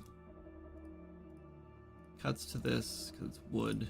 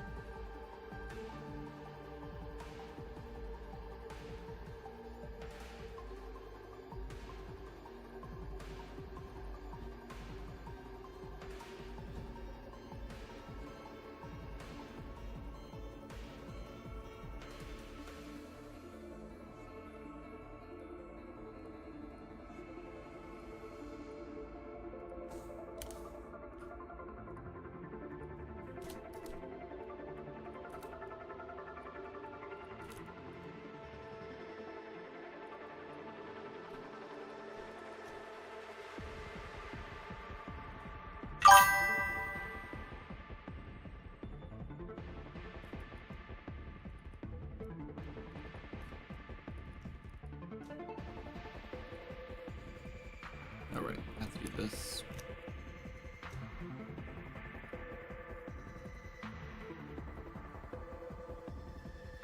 Which messes up this one.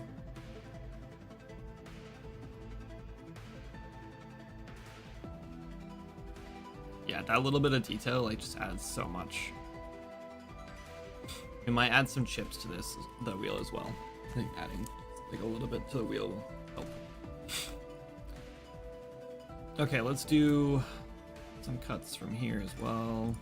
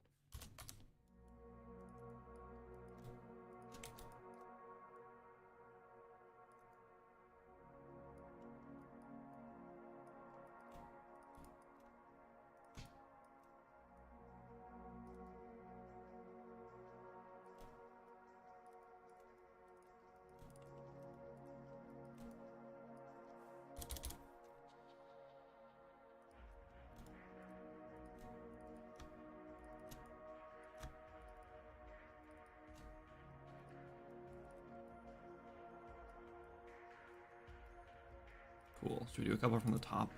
Maybe on a couple of them. Need to solo this though.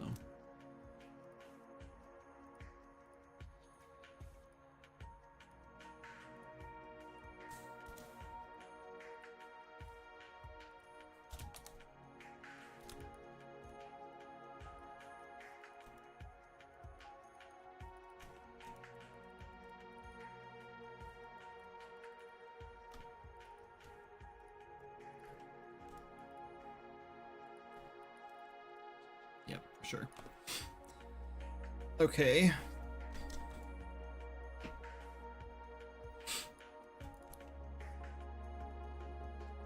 Let's skip that one. We'll do one on this side.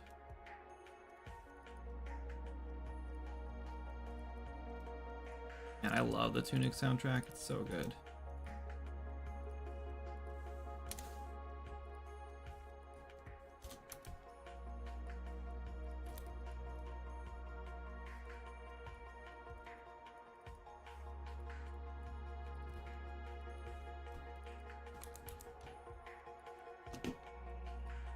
I moved my mouse pad and now I feel like my mouse is like not as accurate.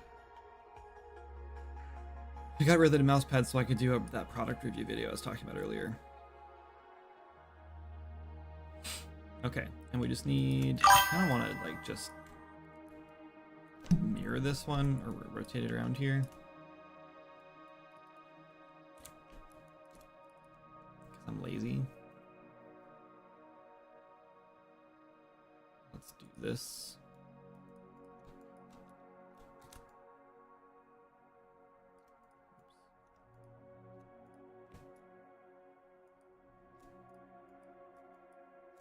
What the hell? Weird.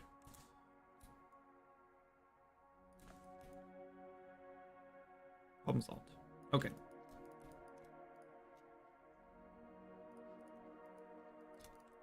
Now let's do like a cut. Oh. Oh, we should do this guy right here.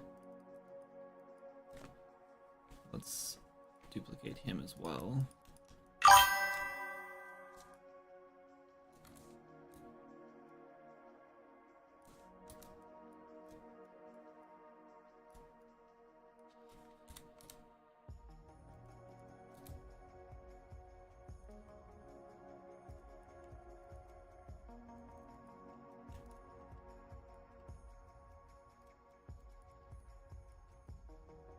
There we go.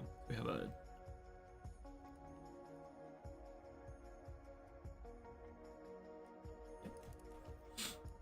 okay, let's just do some cuts in this and we'll call it a day. I do think we could do like some more like notches and like more of this, but it'll be fine.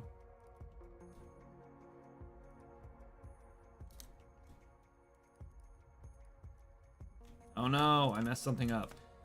I have to restart the program. Oh yeah, and I forgot you can't do that either.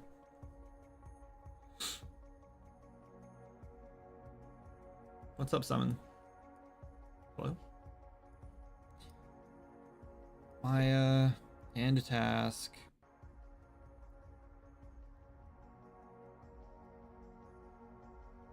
Thank you. There's something, there's like, it's like one of the tools or there's some weird combination or something that I do, that I press, that breaks Maya. And it doesn't cause a crash, but I literally can't close it. Like I can't hit the X, it won't close.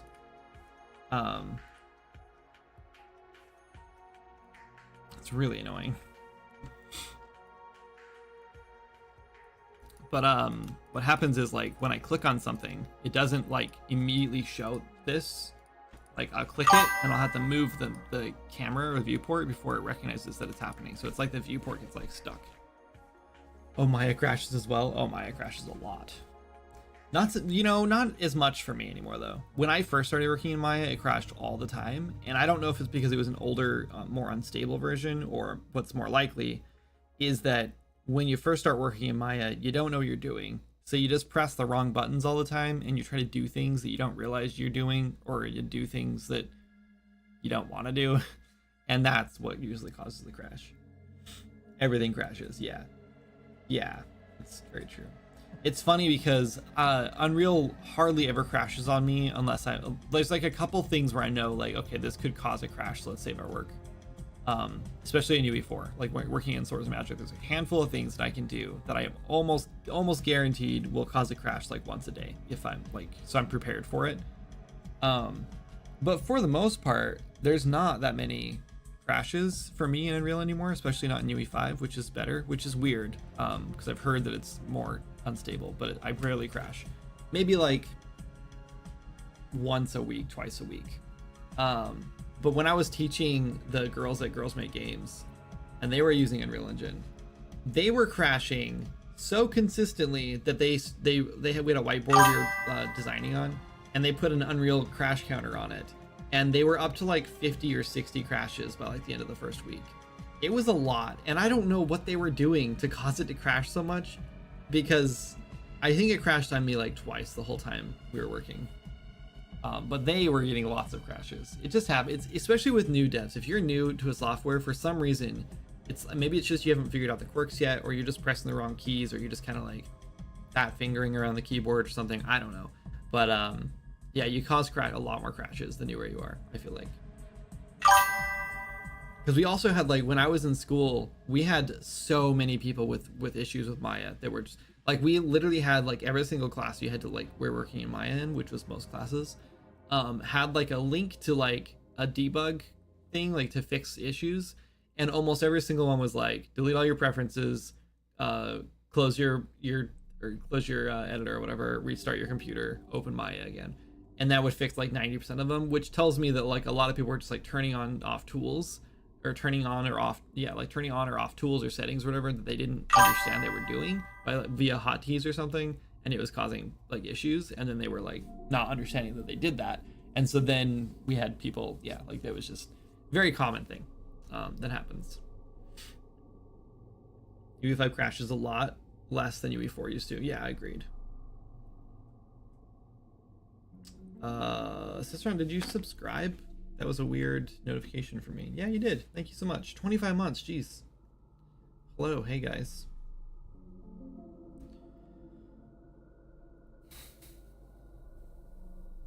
Summon, I'm working on... Sorry, I missed your message. Working on a little asset pack for a fab. Just for fun. We're making a little blacksmith forge. Thought it'd be fun. I was inspired, so I wanted to do it. So... that's what we're doing today. We're almost done with this grindstone, and then I think when the grindstone is finished, I might start working on some modular weapons, because I think that'll be more fun to work on, and it's something that I think people need more often. So that's what we'll be doing. I'm just adding a couple notches to the grindstone here to polish it up. Let's do one there, and we'll do one like over here, kind of. I don't want to do too many because I don't want it to be too over the top.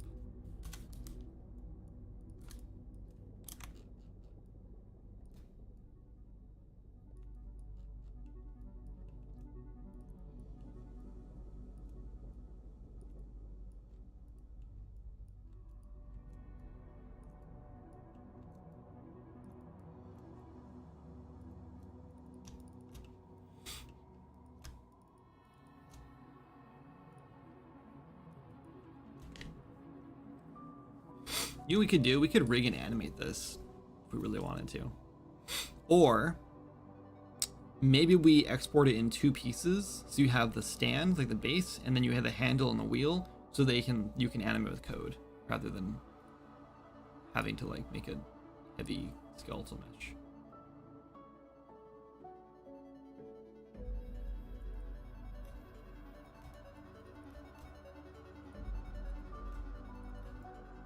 I think we'll do that. Which means I need to grab all the different pieces now. So we'll do this, this, this, this, this, and this. And separate all these out. And then all these get merged as one. We go up here, right there. And then we can rotate it. We have a grindstone.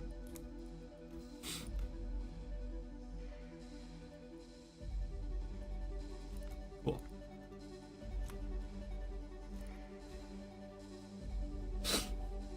So happy the Oblivion remaster is real. Is it real? I didn't hear. I'm actually pretty hyped about that. We talked about this last time, but yeah, I have some big time nostalgia for Oblivion, so that'll be fun. Also, hey gang. Blender really crashes on me, but it usually causes because I do something stupid to drain the system memory. Yeah, exactly. Yeah, some people talking about the remaster, but I could never get into the original Oblivion. What? Did I play the hell out of it? I don't actually know if I ever finished Oblivion though. Like never, like the main storyline. Like I definitely, like when Skyrim came out, I was like boom, like the main storyline was done with like the night I got it. Maybe the next day, but I was up till I got it at midnight, and then I stayed up till like 5 a.m. probably 6 a.m. playing it, and then I think I woke up at like 10 and played the rest of the day. I took like 3 days off work to play that game. That was like the good old days when you'd like stay up and go to like the game store, to like buy a console game. I don't know why I didn't buy it on PC. Oh, it probably didn't come out on PC originally. That's probably why. But I remember those days. Now I don't even play console games like at all. Like I was really hyped to play the Spider-Man games on PlayStation when they came out, and then I ended up not buying them on PlayStation because I had a PlayStation. I still have a PlayStation 4, and I was like, I don't know if I want to buy it on this old console. So then I finally ended up buying the remaster on Steam just recently and finished it. Not only is it real, but it's available on Steam right now, dude. That's pretty good. That's pretty good.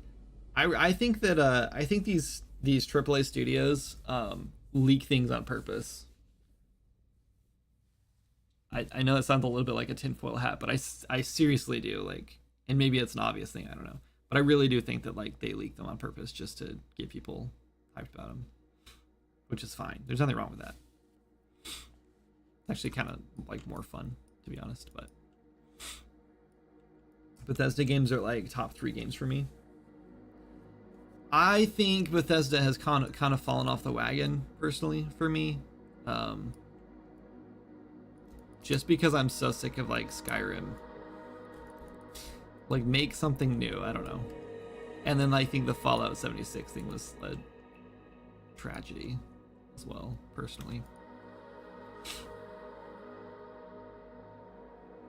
And then what's the new one that they just made that was like a huge flop, if I remember correctly?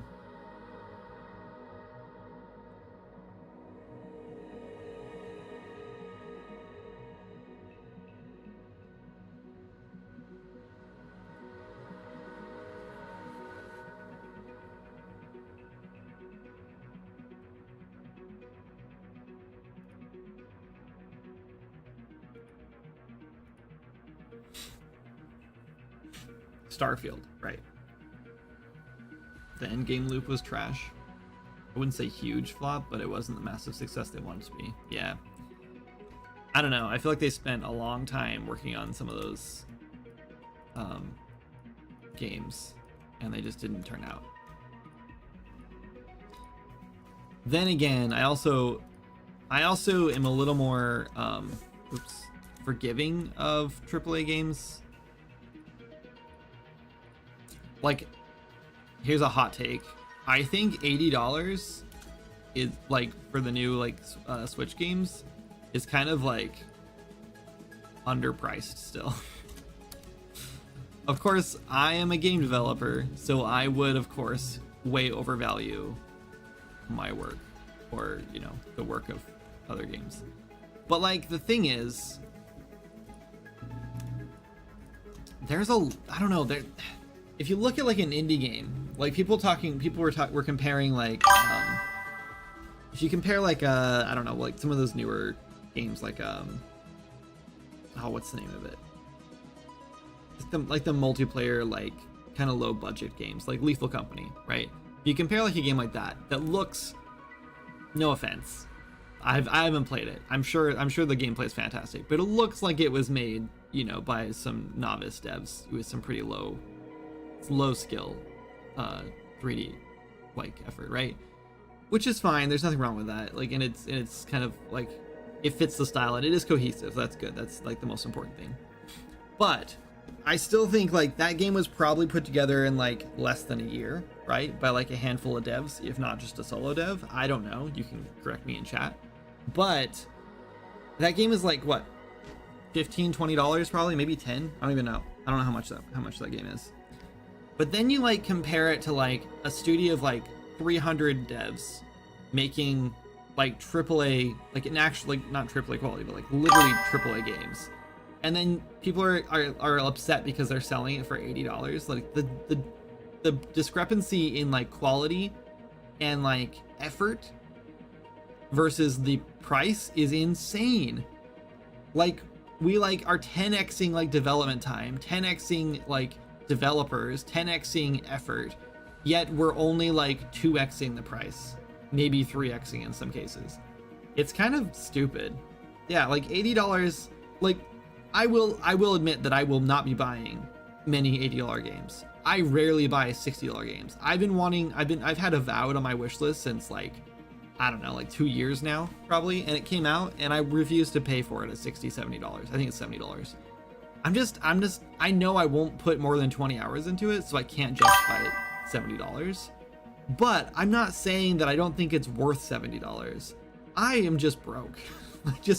I am just a broke game dev who cannot afford that. But I do think if you're big into gaming and like sorry, I'm taking my shoes off. I don't know why they had them on. I took Abby to school and I never took my shoes off. And that's weird. Can't live stream my shoes on. Anyway, I don't know, if you're a big gamer, especially if you're like a streamer or something, or if you just really like games and that's like your hobby or whatever, and you don't have to spend money on like, you know, I don't know, a family and stuff, then like I think that $80 is totally fine. I think it's justified. I think it's plenty. I think like honestly, like if we look at like inflation and like how other technology has skyrocketed, like if you look at like cell phone prices or like computer prices and things like that back like in like the 90s, like when video games started, if you compare like to other technology leaps and stuff, like we should be paying like $150 to $160 per game, and indie games should be like $80, you know, $60 to $80. They just should be. Like the amount of effort and time you put into that kind of stuff. And then you can turn around and look at other digital products, like I guess music is tough now, but like I don't know, there's just like other digital like products that are like way like they're priced way like I don't know, it's just kind of crazy. It's crazy to me that like someone would pay like $20 for a game asset, right? But then a game that sells that, then like you can use that, okay, so you spend like $200 on game assets, right? And then you make a game with those game assets and you can only sell that game for $20. And it's just sort of like wild to me, because even if you didn't use the game assets, you made all that stuff from scratch. Like now you're selling an entire game with all the assets that you made for $20, when like people are selling the game assets for $20. Do you see what I mean? Like it doesn't make sense. Game development is so freaking hard. There's so many hats you have to wear and so many moving parts and just so much work that goes into it. It is an astronomical amount of work. If anyone's ever tried making games before, you know. And then to sell your game for like $10, like $20 after years or whatever amount of work to put into it, that's like, it's insane. So yeah, $80 to me is like, it's so cheap, you know? I think AAA will approach $90 after GTA. Yeah, I think they should be $100. Honestly, I do. Like, it depends on what the game is. And I do think that, like, I don't think the economy right now for common everyday people like us, I don't know if we can keep up with the price of what games should be. Like, we should be making more money and we shouldn't be paying as much money for rent and mortgages and things like that. But I still think, like, compared to other things that we're spending money on, games are extremely cheap.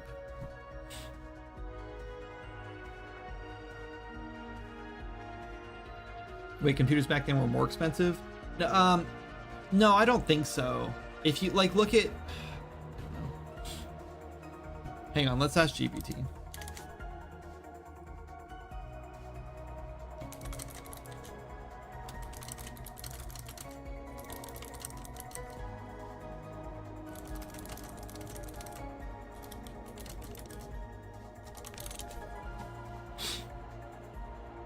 So a typical PC in the mid 90s cost around,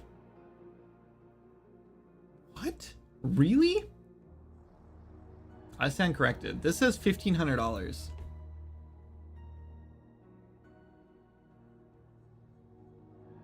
And now they're like the same price.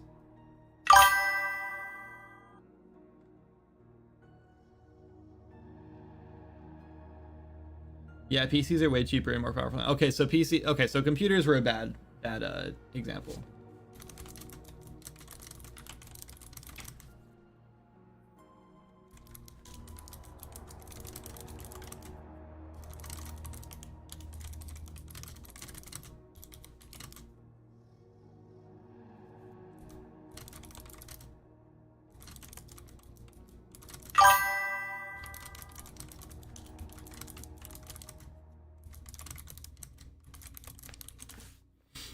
Hang on, I'm asking GPT to prove my point for me because I can't do it myself.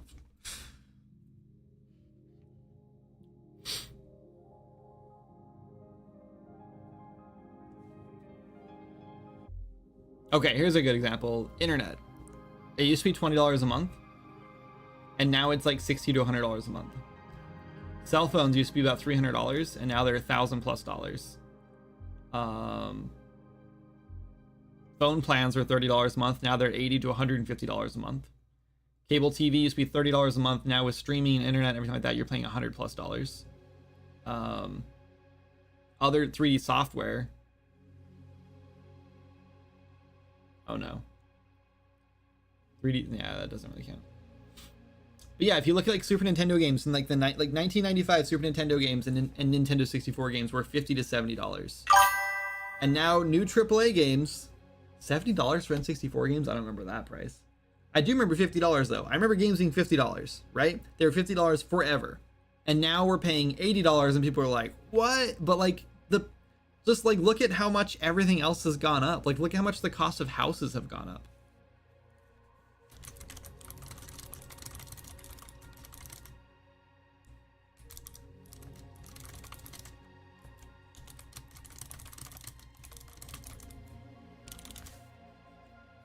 And here's the thing, like it costs a lot of money to make a house and you can only sell that house one time. I get that. But the amount of effort that goes into building a house is probably pretty equivalent to making a video game. Maybe not physical effort, but like the time taken. I used to build houses and it would take us like 6 months to a year to make a house, to build one house. And we usually build 2 at a time. We just like jump back and forth.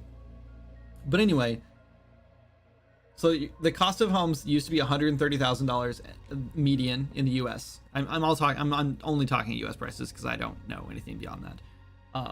So $130,000 in 1995. Today it's $420,000. The cost of housing has jumped almost 4 times since 1995. Yet the cost of video games has gone up like 20%. It's okay, more than 20%, but still, I don't know. It's insane. I personally think that games should cost like $100 to $120. In 1995, if you adjust the price of games for $50 to $60 for inflation, that would have been like spending $100 to $120 today. So I think that's evidence enough. And then you have indie games, and that like we don't even talk about indie games, but like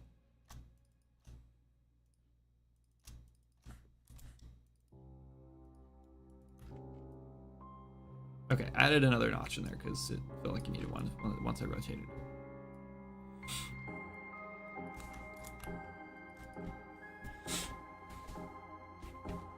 Okay, let me go back. Sorry, I missed some chat.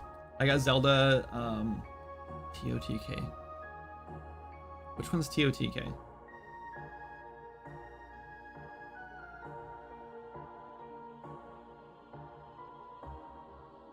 Is that the newest one?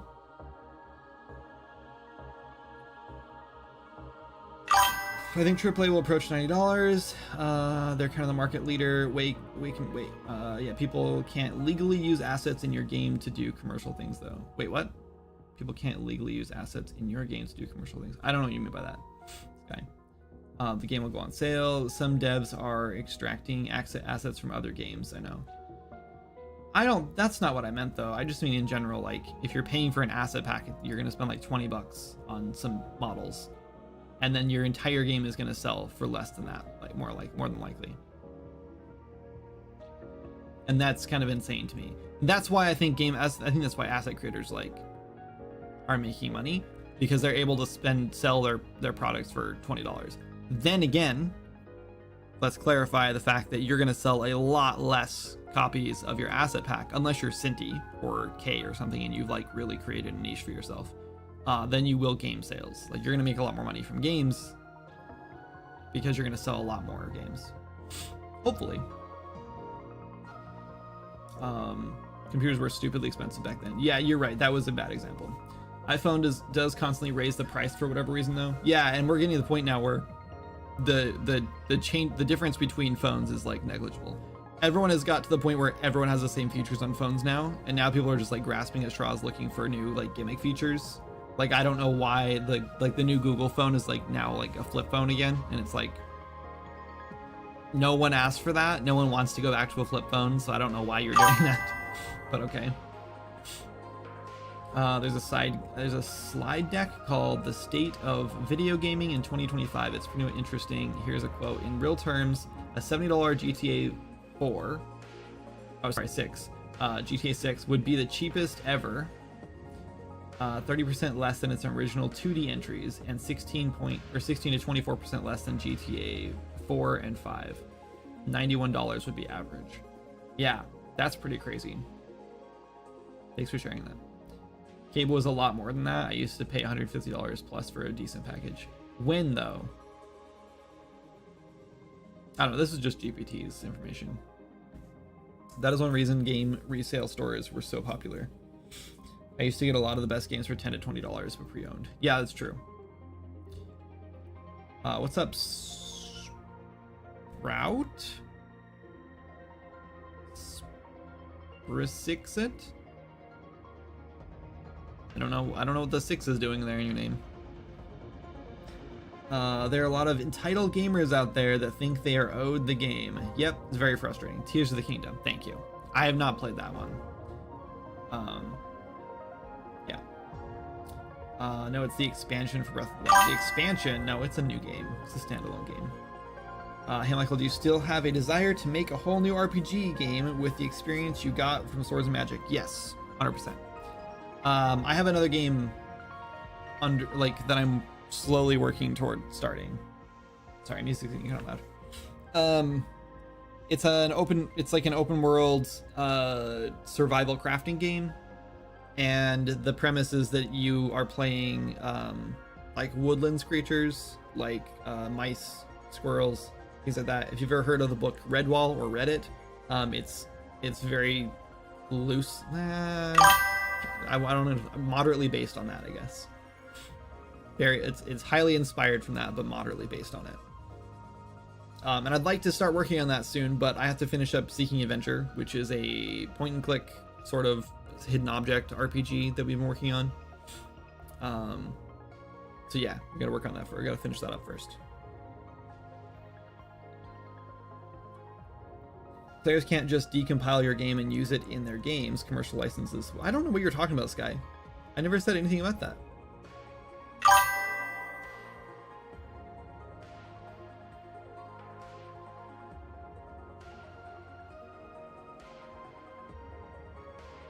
The asset packs took advantage of the people wanting to make games and slop game makers, prototypers to make money versus games that barely make anything. I don't know if I would call that taking advantage. I think it's filling a need.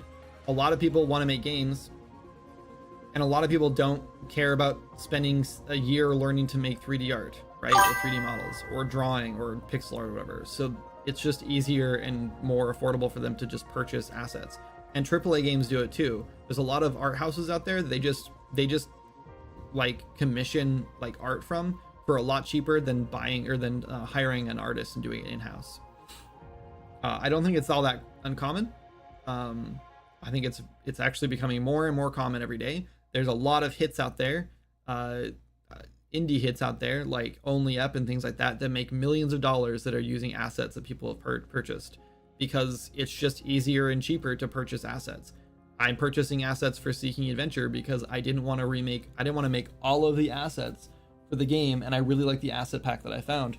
So I bought an asset pack, and now I'm just making supplemental pieces for it to fill in the empty spots that I'm missing. Schedule 1 probably. Oh, I'm almost certain Schedule 1 used asset packs.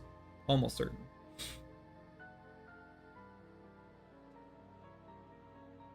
Yeah, I'm not sure, Sky. I'm not sure what you're talking about. I'm not talking about someone stealing your assets. I'm saying that you can go to the Unity asset store and spend $20 and get an entire huge bundle of game assets, or for like anything you want, like an environment pack or whatever, and then $15 on a character, and then $20 on a bunch of animations for that character, and you can spend $10 on a pack of weapons for that character, and $30 on some monsters, and then maybe $15 on a UI set or whatever, and you can build this entire game around these assets, and you spend $150 on all the assets, right?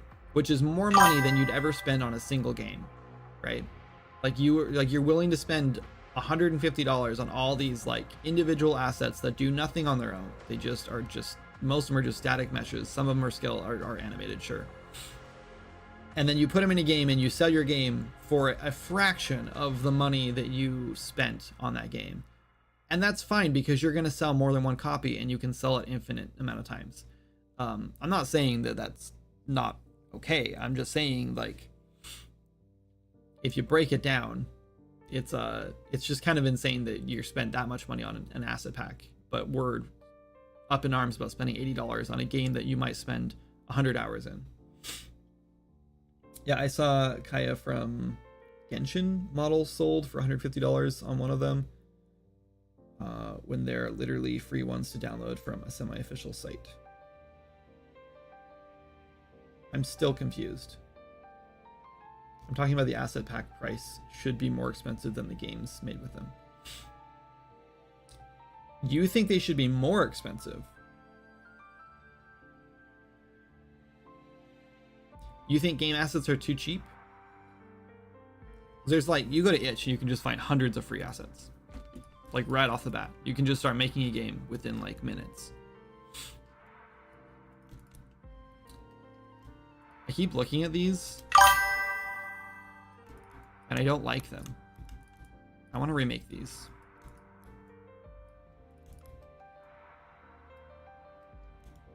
Or I think we'll just do this.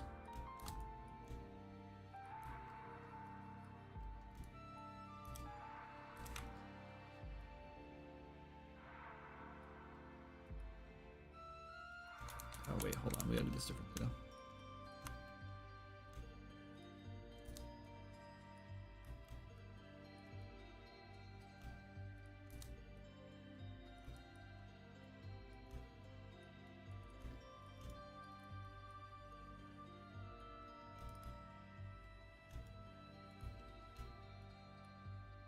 Merge this one and then merge these ones.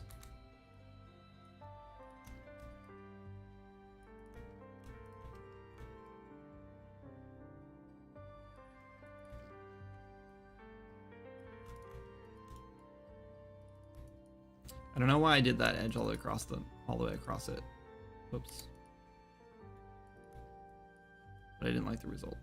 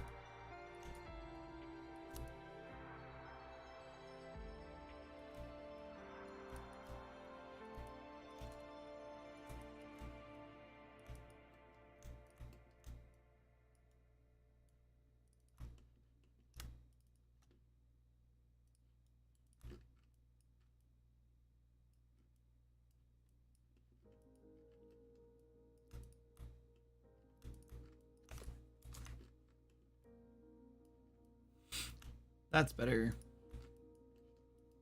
But I have to get rid of all these. Replace them all.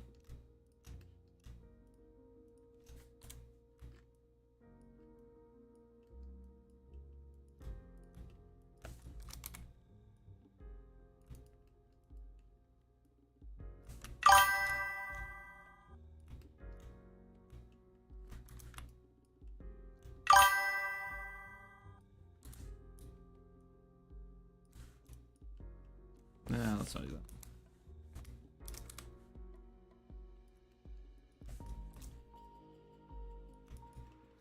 Yeah, I don't know. I don't know if game assets should be cheaper or not, to be honest. Or more expensive, I mean. I don't really have much of a problem with like asset flips as much as I do AI anymore. I'd rather someone buy assets that are made by a human and sell them and make a game out of it.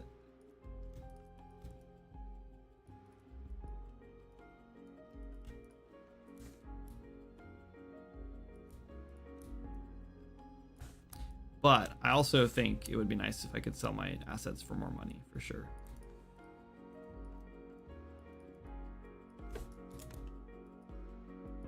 I'm happy with that. Okay. Asset pack contains commercial license. I jumped mid-conversation, but that is a situation generally. The actual prices, of course, depends on supply-demand situations. At least the game engines are free if you are small for whatever reason. Not free, but a great deal. I feel the reason for them to be free no longer exists. It's just an inertia for them to continue to be free now. Might not be for long. I think still there's good reasons for an asset pack to be free. Like just like any other product. I think like the way Kenny does it, or not Kenny. I don't know how the hell Kenny stays in business. I think just donations and like Patreon support. But Kay on Itch makes almost all of his assets free, and then you get bonus assets by paying for them. So if you want all the assets, oh, you mean game engines? Oh, right. Yeah, the point of I still think that like Epic, I think is doing it the right way with Unreal Engine. I think Unity's doing the same thing too, pretty much. I think you make your game engine free because then people will try it, and you already know, just like anyone else does, that 99% of the games that are started in your engine are not going to see the light of day. They'll never release. So the plan, I think, is to get as many, like it's almost like a shotgun effect. Like if you do have like 1,000 developers using your engine, 10 of them are going to see success, and one of them might make a ton of money, and then that way you make money off of it. So if you make it free, you get more people in the door learning, and a lot of those people will enjoy it and want to keep going. Like me, I've never paid a dime to Epic. I've never made enough money to pay them anything. In fact, they've given me $10,000 through the mega grant. So really they've lost money on me, but I think that I've turned so many people on to Unreal Engine through my game and through my streams, stuff like that I think it's brought even more people in. And then I've also purchased a bunch of assets from the marketplace. So that makes the money because they get 12% of that. Oh no, they get 12% of that. So I think that like they're making money, and also let's be honest, they make way more money on Fortnite and UEFN than anything else. I'm pretty sure. So I feel like Unreal Engine is sort of like a long game, and I think the plan is like when a game does come out of like Unreal, which maybe like Only Up or something was, I'm not sure. Actually, I don't think Only Up was, but I could be wrong. Or like Lethal Company or whatever. Any of those games that like came out that just did blow up and made millions, like Epic does see 5% of those. Not all of it, but anything after the first million.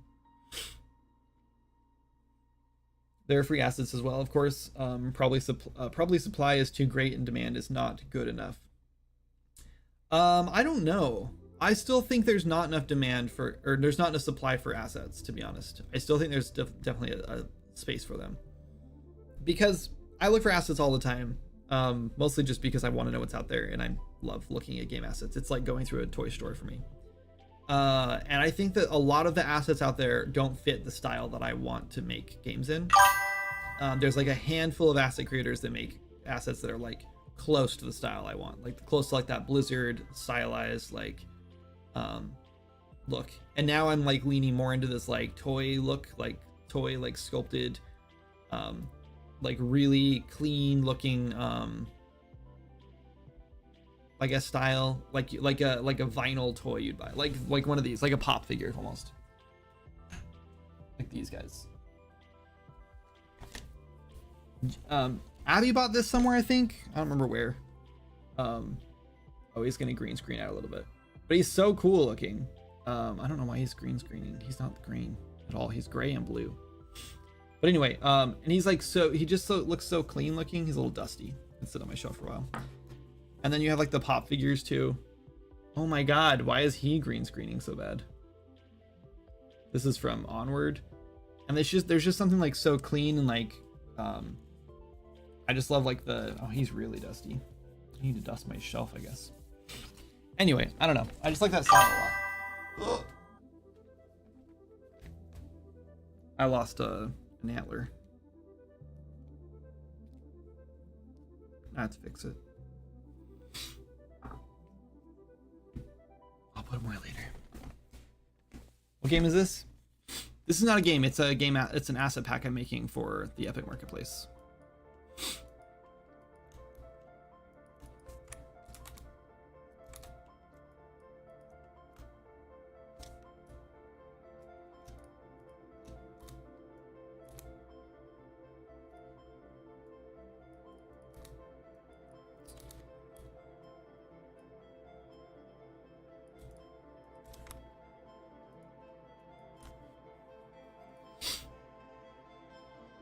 I saw a hammer somewhere a minute ago.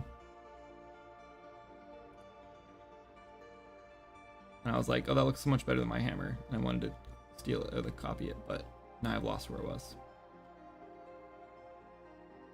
Probably not a big deal. Anyway, I guess for those you want the support demand is totally opposite. That they simply won't show up in any asset store unless with a super high price tag. It looks like a joke. The supply demand. I don't know. I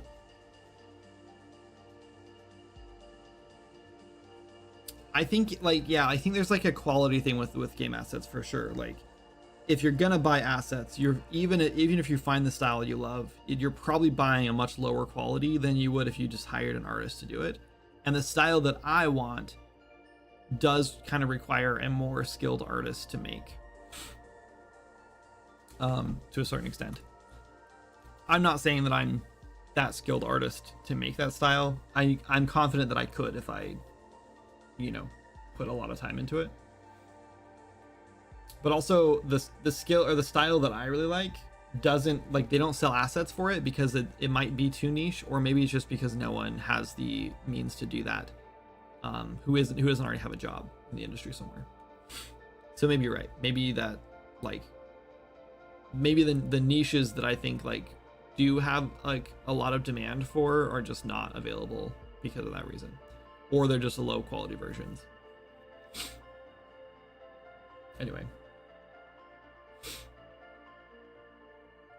Anyway, let's do some modular sword pieces. Oh shoot, let's just import our sword then. I think it's under accessories, final models, February. Weapon, let's do sword.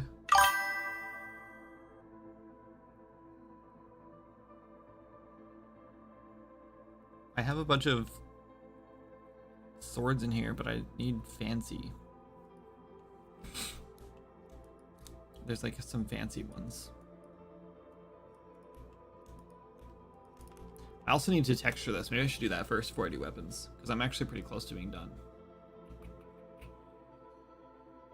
I'm also tempted to make. I want to make him my own texture pack because I'm sick of using the Offenzia one. It's just so easy.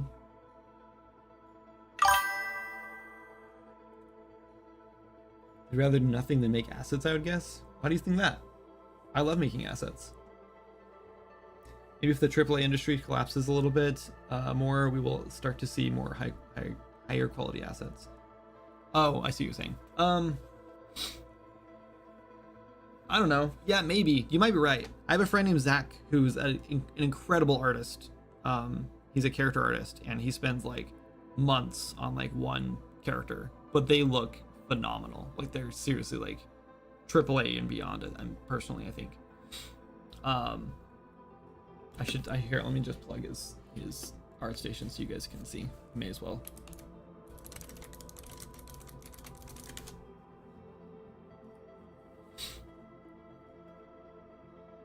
This stuff is crazy good.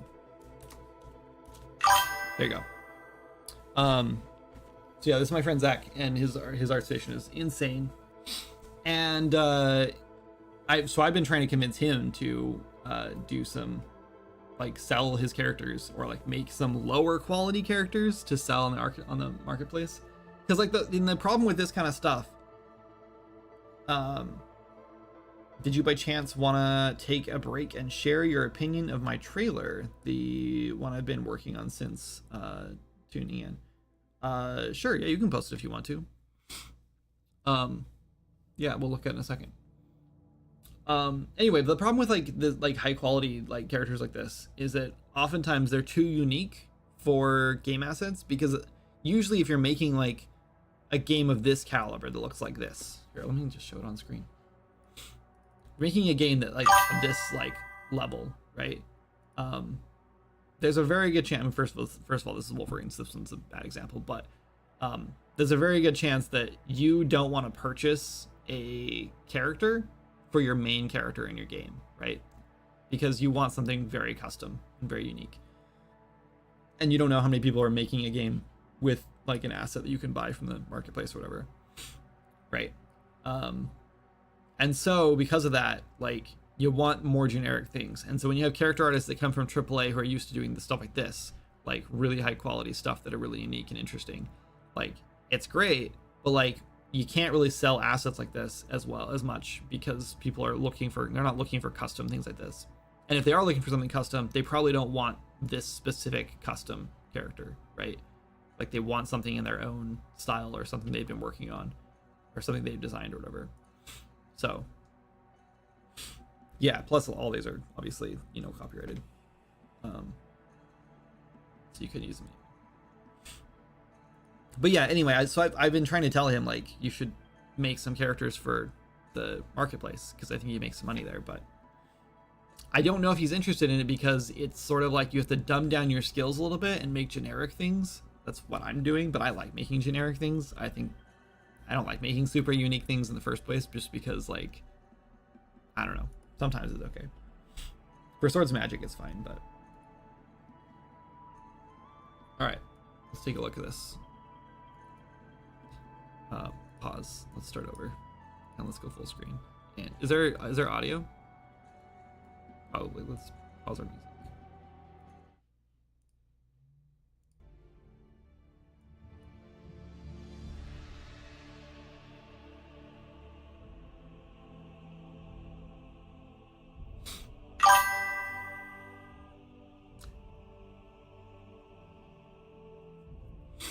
You need some ambient occlusion.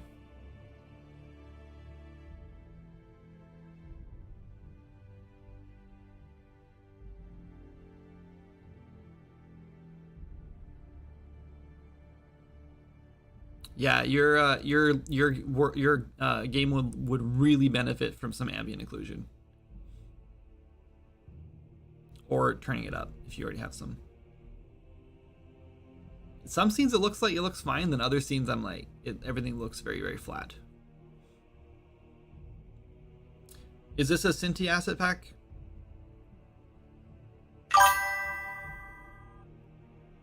It looks pretty good. I would say starting with this is probably a bad idea. And also solving puzzles might be a bad idea. I don't know, maybe not. I would say start with the most exciting things from your trailer. Starting with environment shots like this, like it's nice that they're moving quickly, but at the same time, people have seen this kind of stuff, right? People, like players, have already seen environments. It's just not that exciting. Even though they're obviously beautiful and like it would be fun exploring them. I would say put this later in the trailer and do something more exciting, like this kind of stuff first. You want like to see gameplay right away. If players just get a slow, I mean yours is not slow, but a lot of people do like this slow fade in to like be real cinematic, whatever, of their like environment, and that's a terrible idea. But I think even just showing your environment with nothing in it at the beginning is sort of like, yeah, anyone can do that. Anyone can buy an asset pack and like show off an environment with like some, default levels, whatever. Not saying yours are default, but like that's my first like critique of it. Other than that, it's pretty good. Your character is a little floaty. There's a little bit of, or not floaty, slidey. There's a lot of little bit of sliding going on. There's a lot of sliding going on. It looks fine when they're just running straight. I think it's like the jumping definitely looks a little floaty. Like that. Feels pretty slidey. And then I think some of these interior,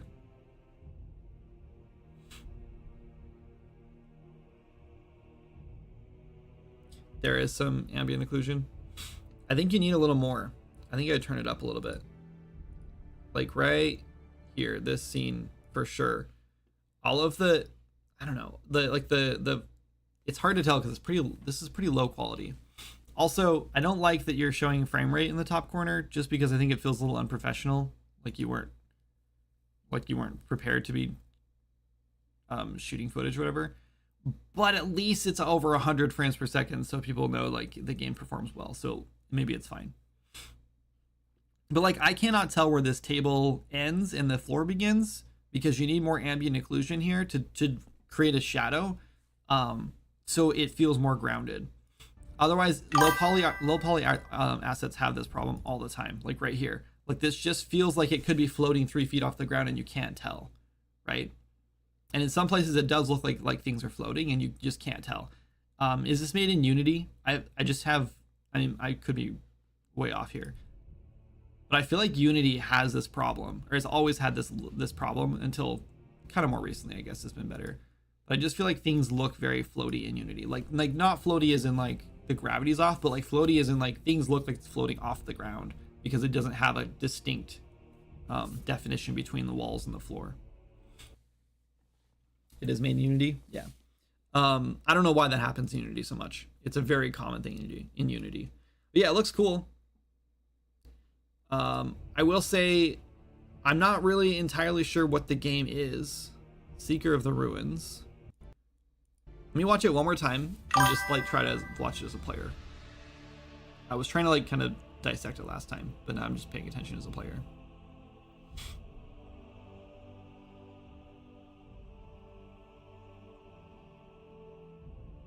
I think this part looks pretty bad. No offense. Going up the stairs in crouch like that and just sliding up the stairs looks pretty bad. I think the quality of art doesn't quite match the quality of movement up those stairs. Okay, so I'm sneaking around and finding treasure. Use items to help your venture.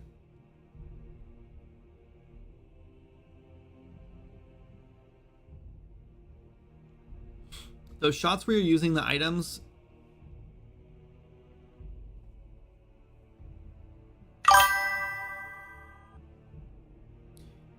so yeah, it looks like I'm just sneaking around trying to find treasure, which is cool. People might like that in games. It's not exactly my cup of tea. Like I would want some combat or something. The shots where you're using the items though, I think is a little confusing. It's hard to tell what's going on and when the items are getting used. It says use items, so I'm obviously using something to make myself run faster. Okay, I have a potion, but you're covering it with the text too. Maybe your text should be up here, because that's another thing, is your text is covering UI elements that may or may not be important.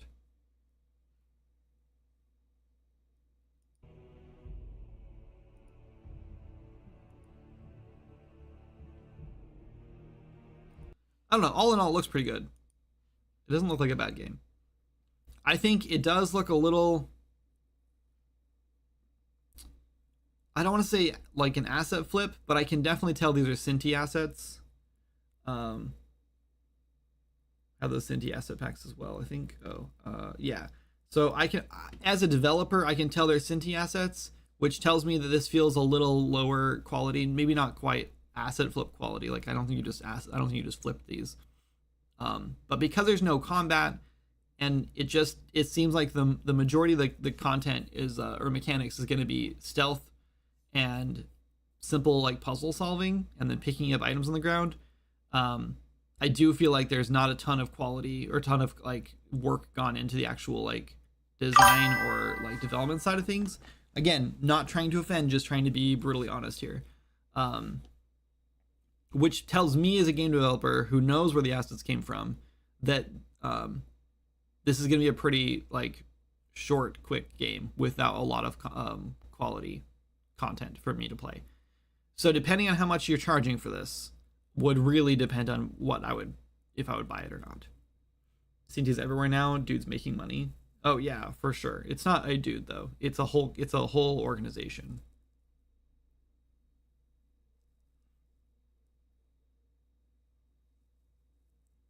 Yeah, I don't think it's one dude, right? It's like a whole. Let's go look. Cinti Studios.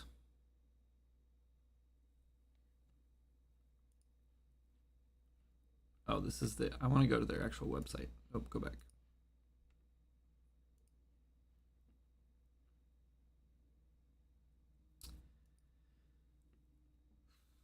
A resource for experienced and aspiring game developers seeking inspiration, insight, and all the latest information, blah, blah, blah, blah. I don't know.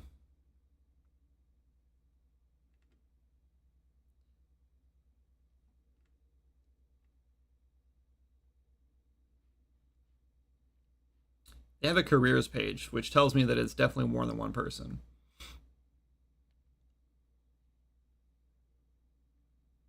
Yeah, come join our world-class 3D art studio. Boost your career working with a talented team of industry veterans. Yeah, it's definitely more than one person. It may have started as one person, but it's definitely more than one person now.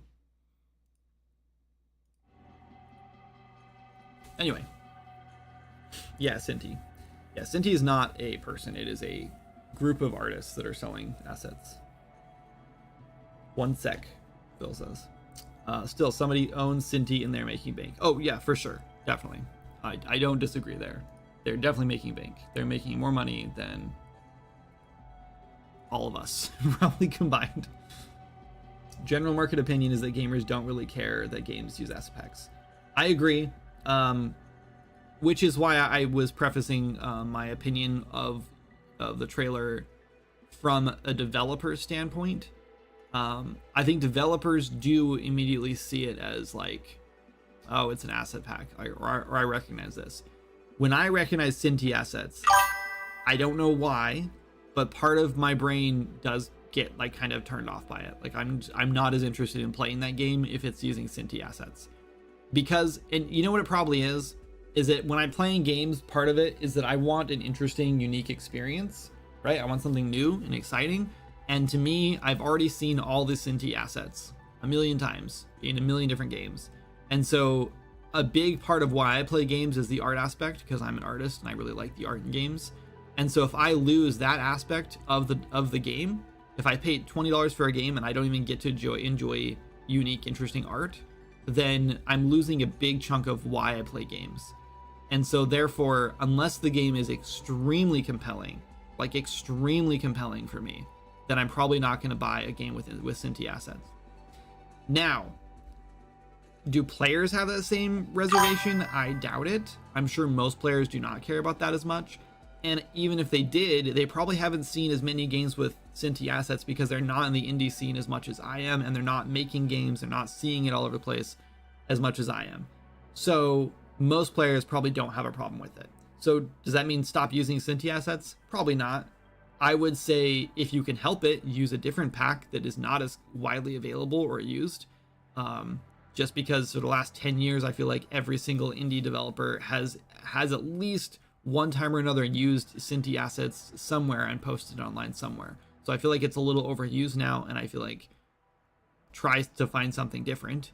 And I'm not saying that because I sell assets and I want you to buy mine. I'm just saying that because I think that they're overused. And if you want to make sure that players have not seen your art before, to make it look interesting and stand out and not just look like every other game right now, find a different art pack. That's all I'm saying. Using assets is totally a valid strategy. Again, I am using assets for my main project right now. Seeking Adventure. I'm using assets, so I am 100% not saying not to use assets. So yes, use assets. Just use them wisely and make sure that your assets don't look like every other game. So that way, no one is accusing you of an asset flip or anything like that.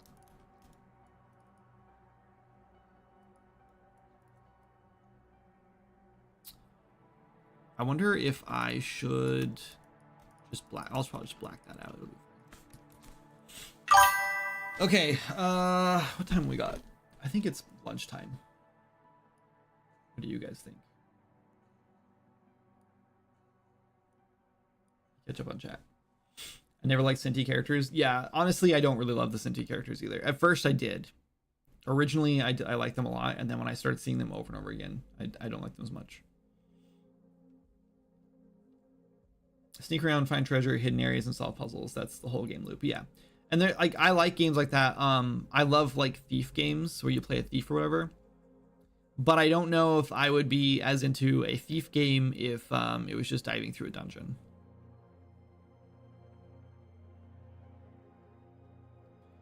Is it procedurally generated or handcrafted levels?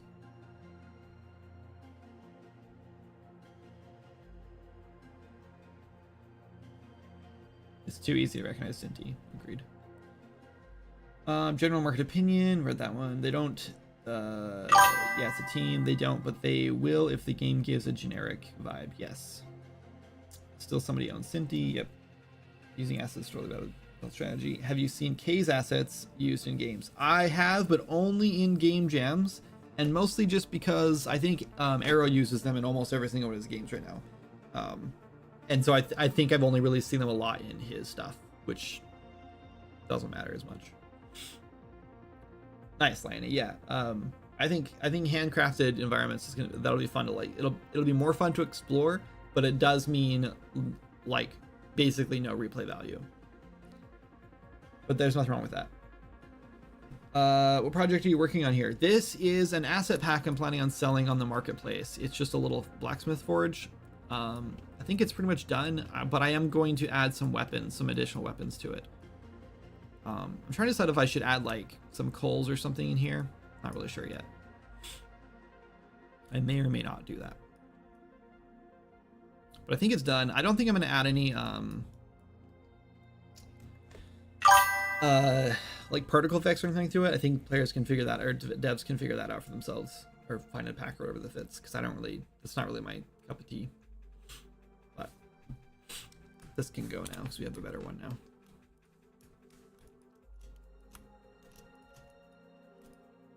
Other way.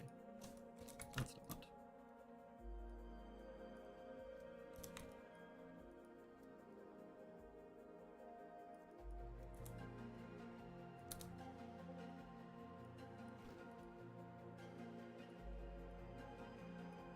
But yeah, I think it's done. But I'm trying to decide if I just want to add like 5 or 6 like weapons with it. Oh, we should do a barrel. That's one of the things I wanted to do. And then we need to texture the whole thing. And I'm really thinking about just making a new texture palette for this, finally. I want to make like an Arcane Toy Box texture palette that I can use. And I want to do gradients and then just like that way I can like stretch my assets to like across the gradient and add like a much better look to it. It's not all flat colors like with the Infinzia one. I think I'm gonna do that. Do the asset packs actually make money? They used to on Marketplace, but I heard the sales went down. Yeah, I launched one yesterday and it has not made a dime yet. And the problem is that usually day one it makes the most sales, and then it makes money during sales events. And since it didn't make any money at all yesterday, that tells me that it pretty much just got flooded, got completely buried. I even posted about it on, well, I posted on Blue Sky, so I don't know. And I got like 10 likes, but not a single sale. So there's a good chance that it probably won't sell. I have noticed that characters sell a lot better than like assets do, than asset packs. And my goal was to make a couple characters, and then I want to make a ton of assets for them. So you'd buy a character and then want a bunch of like props and stuff and like environment packs and everything. And I haven't really been able to make that work yet. So, and I don't know if that's viable or not. I am thinking about starting to put this stuff up on itch though, and doing like the method where you sell it for, you put it up for free, and then you do like a bonus, like pay $5 and you get this extra stuff. I just haven't got around to that yet. I don't know. We'll see. I will say I have a bunch of asset packs up right now, and they sold way better before we switched to Fab. I think because Fab is now a bunch of like asset or marketplaces like merged together now, it's way more flooded. And I think most people who are buying assets are usually like newer devs. And since they don't really know how the marketplace works yet, they're just clicking on it and then looking and scrolling down, and they're not like clicking like, oh, I just want Unreal Engine assets, or I just want these assets, whatever. And so they just see all of the garbage dumped from wherever, like Turbo Squid or whatever the other place. It's not Turbo Squid. Sketchfab and all the other marketplaces, they've like merged into one now. And so you're seeing all of that junk, and because of that, I just feel like the quality is gone. So yeah, I do think the Epic Marketplace or Fab Marketplace is kind of almost like a lost cause at this point, and I've been really discouraged because of it, and I haven't made any assets in a while because of that. So I'm not even sure if I'm going to keep doing it or not, because it is discouraging to see that I can spend a bunch of time making an asset pack and it doesn't sell at all because it's just flooded with junk. So we'll see. See. Anyway. I like it. Not really that appealing, but nothing. Wait, hold on. I'm using K's assets, but with a bunch of lighting / post-processing tricks. Does it look appealing? I'm horrified to click on x.com. Just kidding. For a second, I didn't put 2 and 2 together. That was Twitter. Immediately, I can tell it's K's pack just because I've seen the dungeon pack a bunch. But the post-processing does look nice.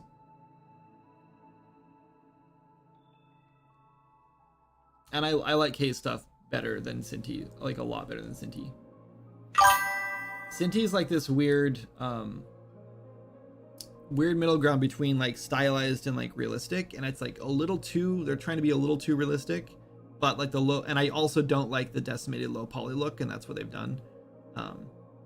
Personally, but yeah, no, this looks nice.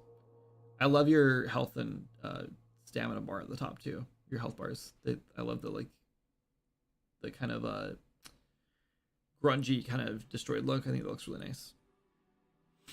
One thing I would suggest is maybe don't do pitch black in the background. I think pitch black feels, I don't know, pitch black is just like, it's like too much. It's always like too much for me. I would go a little bit gray with it, but other than that, everything looks great.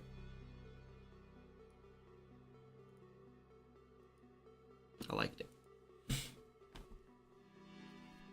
Already fixed pitch black? Nice, cool, good. I'm glad we're on the same page. It's so weird seeing Twitter as X. Yeah, agreed. I don't really use Twitter anymore. Jana was using it for a while, just to like help promote like Swords of Magic and Kindred Game stuff. And then she randomly got banned. She didn't post on it for like 2 months and then got banned, saying that she violated the guidelines or community guidelines or whatever. And she's like, there's no way I violated any community guidelines, because she's never posted anything negative. She's never been even slightly negative on Twitter/X. So she refuses to use it anymore because she's like, this is just stupid. She doesn't want to use a platform where they just randomly ban people like incorrectly for no reason. She doesn't even post anything slightly controversial on there. So there's nothing that she could have done that could have possibly got her banned. So anyway, I'm going to go get lunch, guys. But I'm glad we got the anvil done and the grindstone done. And I think this is finished other than the weapons that I want to make. And I might even just do this, and maybe I'll just do the weapon, like a modular weapon pack as a second thing, because then you'd be motivated to like buy both of them. Not that I'm gonna they'll be cheaper because of it, but still. I would rather have 2 packs up than 1 big pack, I think. And eventually I'm sure I'll pack everything into like 1 big mega pack when I have a bunch more. But anyway, yeah, I am probably going to be considering moving all my stuff over to itch here soon too. Which is easy because I can just pack it all up in FBX or in FBX. They're already in FBX files, so I can just put them like that. It's just kind of sucks because it's just so easy in Unreal Engine, you know? Like you can just download the asset pack and add it in, and like collisions are set up and like everything's all set up for you already. You don't have to worry about it. But if I do itch, it's not as simple. Like, I don't know. I use Twitter for professional stuff, and my studio personally, meh. Though I've kind of just dropped all socials personally. Yeah, I'm kind of in the same boat. Anyway, all right, guys. City Store's owned. Phil came back with some facts. Cinti Store is owned by 2 friends from New Zealand. They now have 37 employees, and it's entirely remote work. Just did some digging. That's pretty cool. Yeah. I wonder how much they pay. Maybe just go get a job with them. I'll just start. Could you imagine that that character arc for me? Like I just full-time start work like modeling assets for Cinti instead of everything else. That'd be fun. All right, let's go raid somebody. We have people in here. Who should we raid?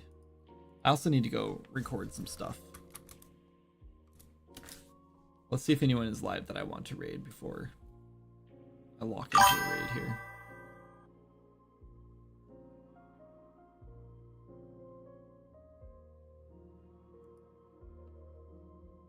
Right. Well, it's not. Sorry. Let's go over here. I'm gonna raid and run so you guys can tell them that if they start asking for me. I'm not gonna stick around and chat. Sorry. Anyway, oh, is this gonna work? Yeah, it worked. Okay, good. Thanks so much for hanging out, guys. Thanks for the ideas and stuff. And I think there were a couple subs. Thank you guys for that. And I'll be back on Thursday. Oh, my credits didn't auto roll for some reason. I don't know what happened there. That's okay. Don't worry about it. See you guys. Bye.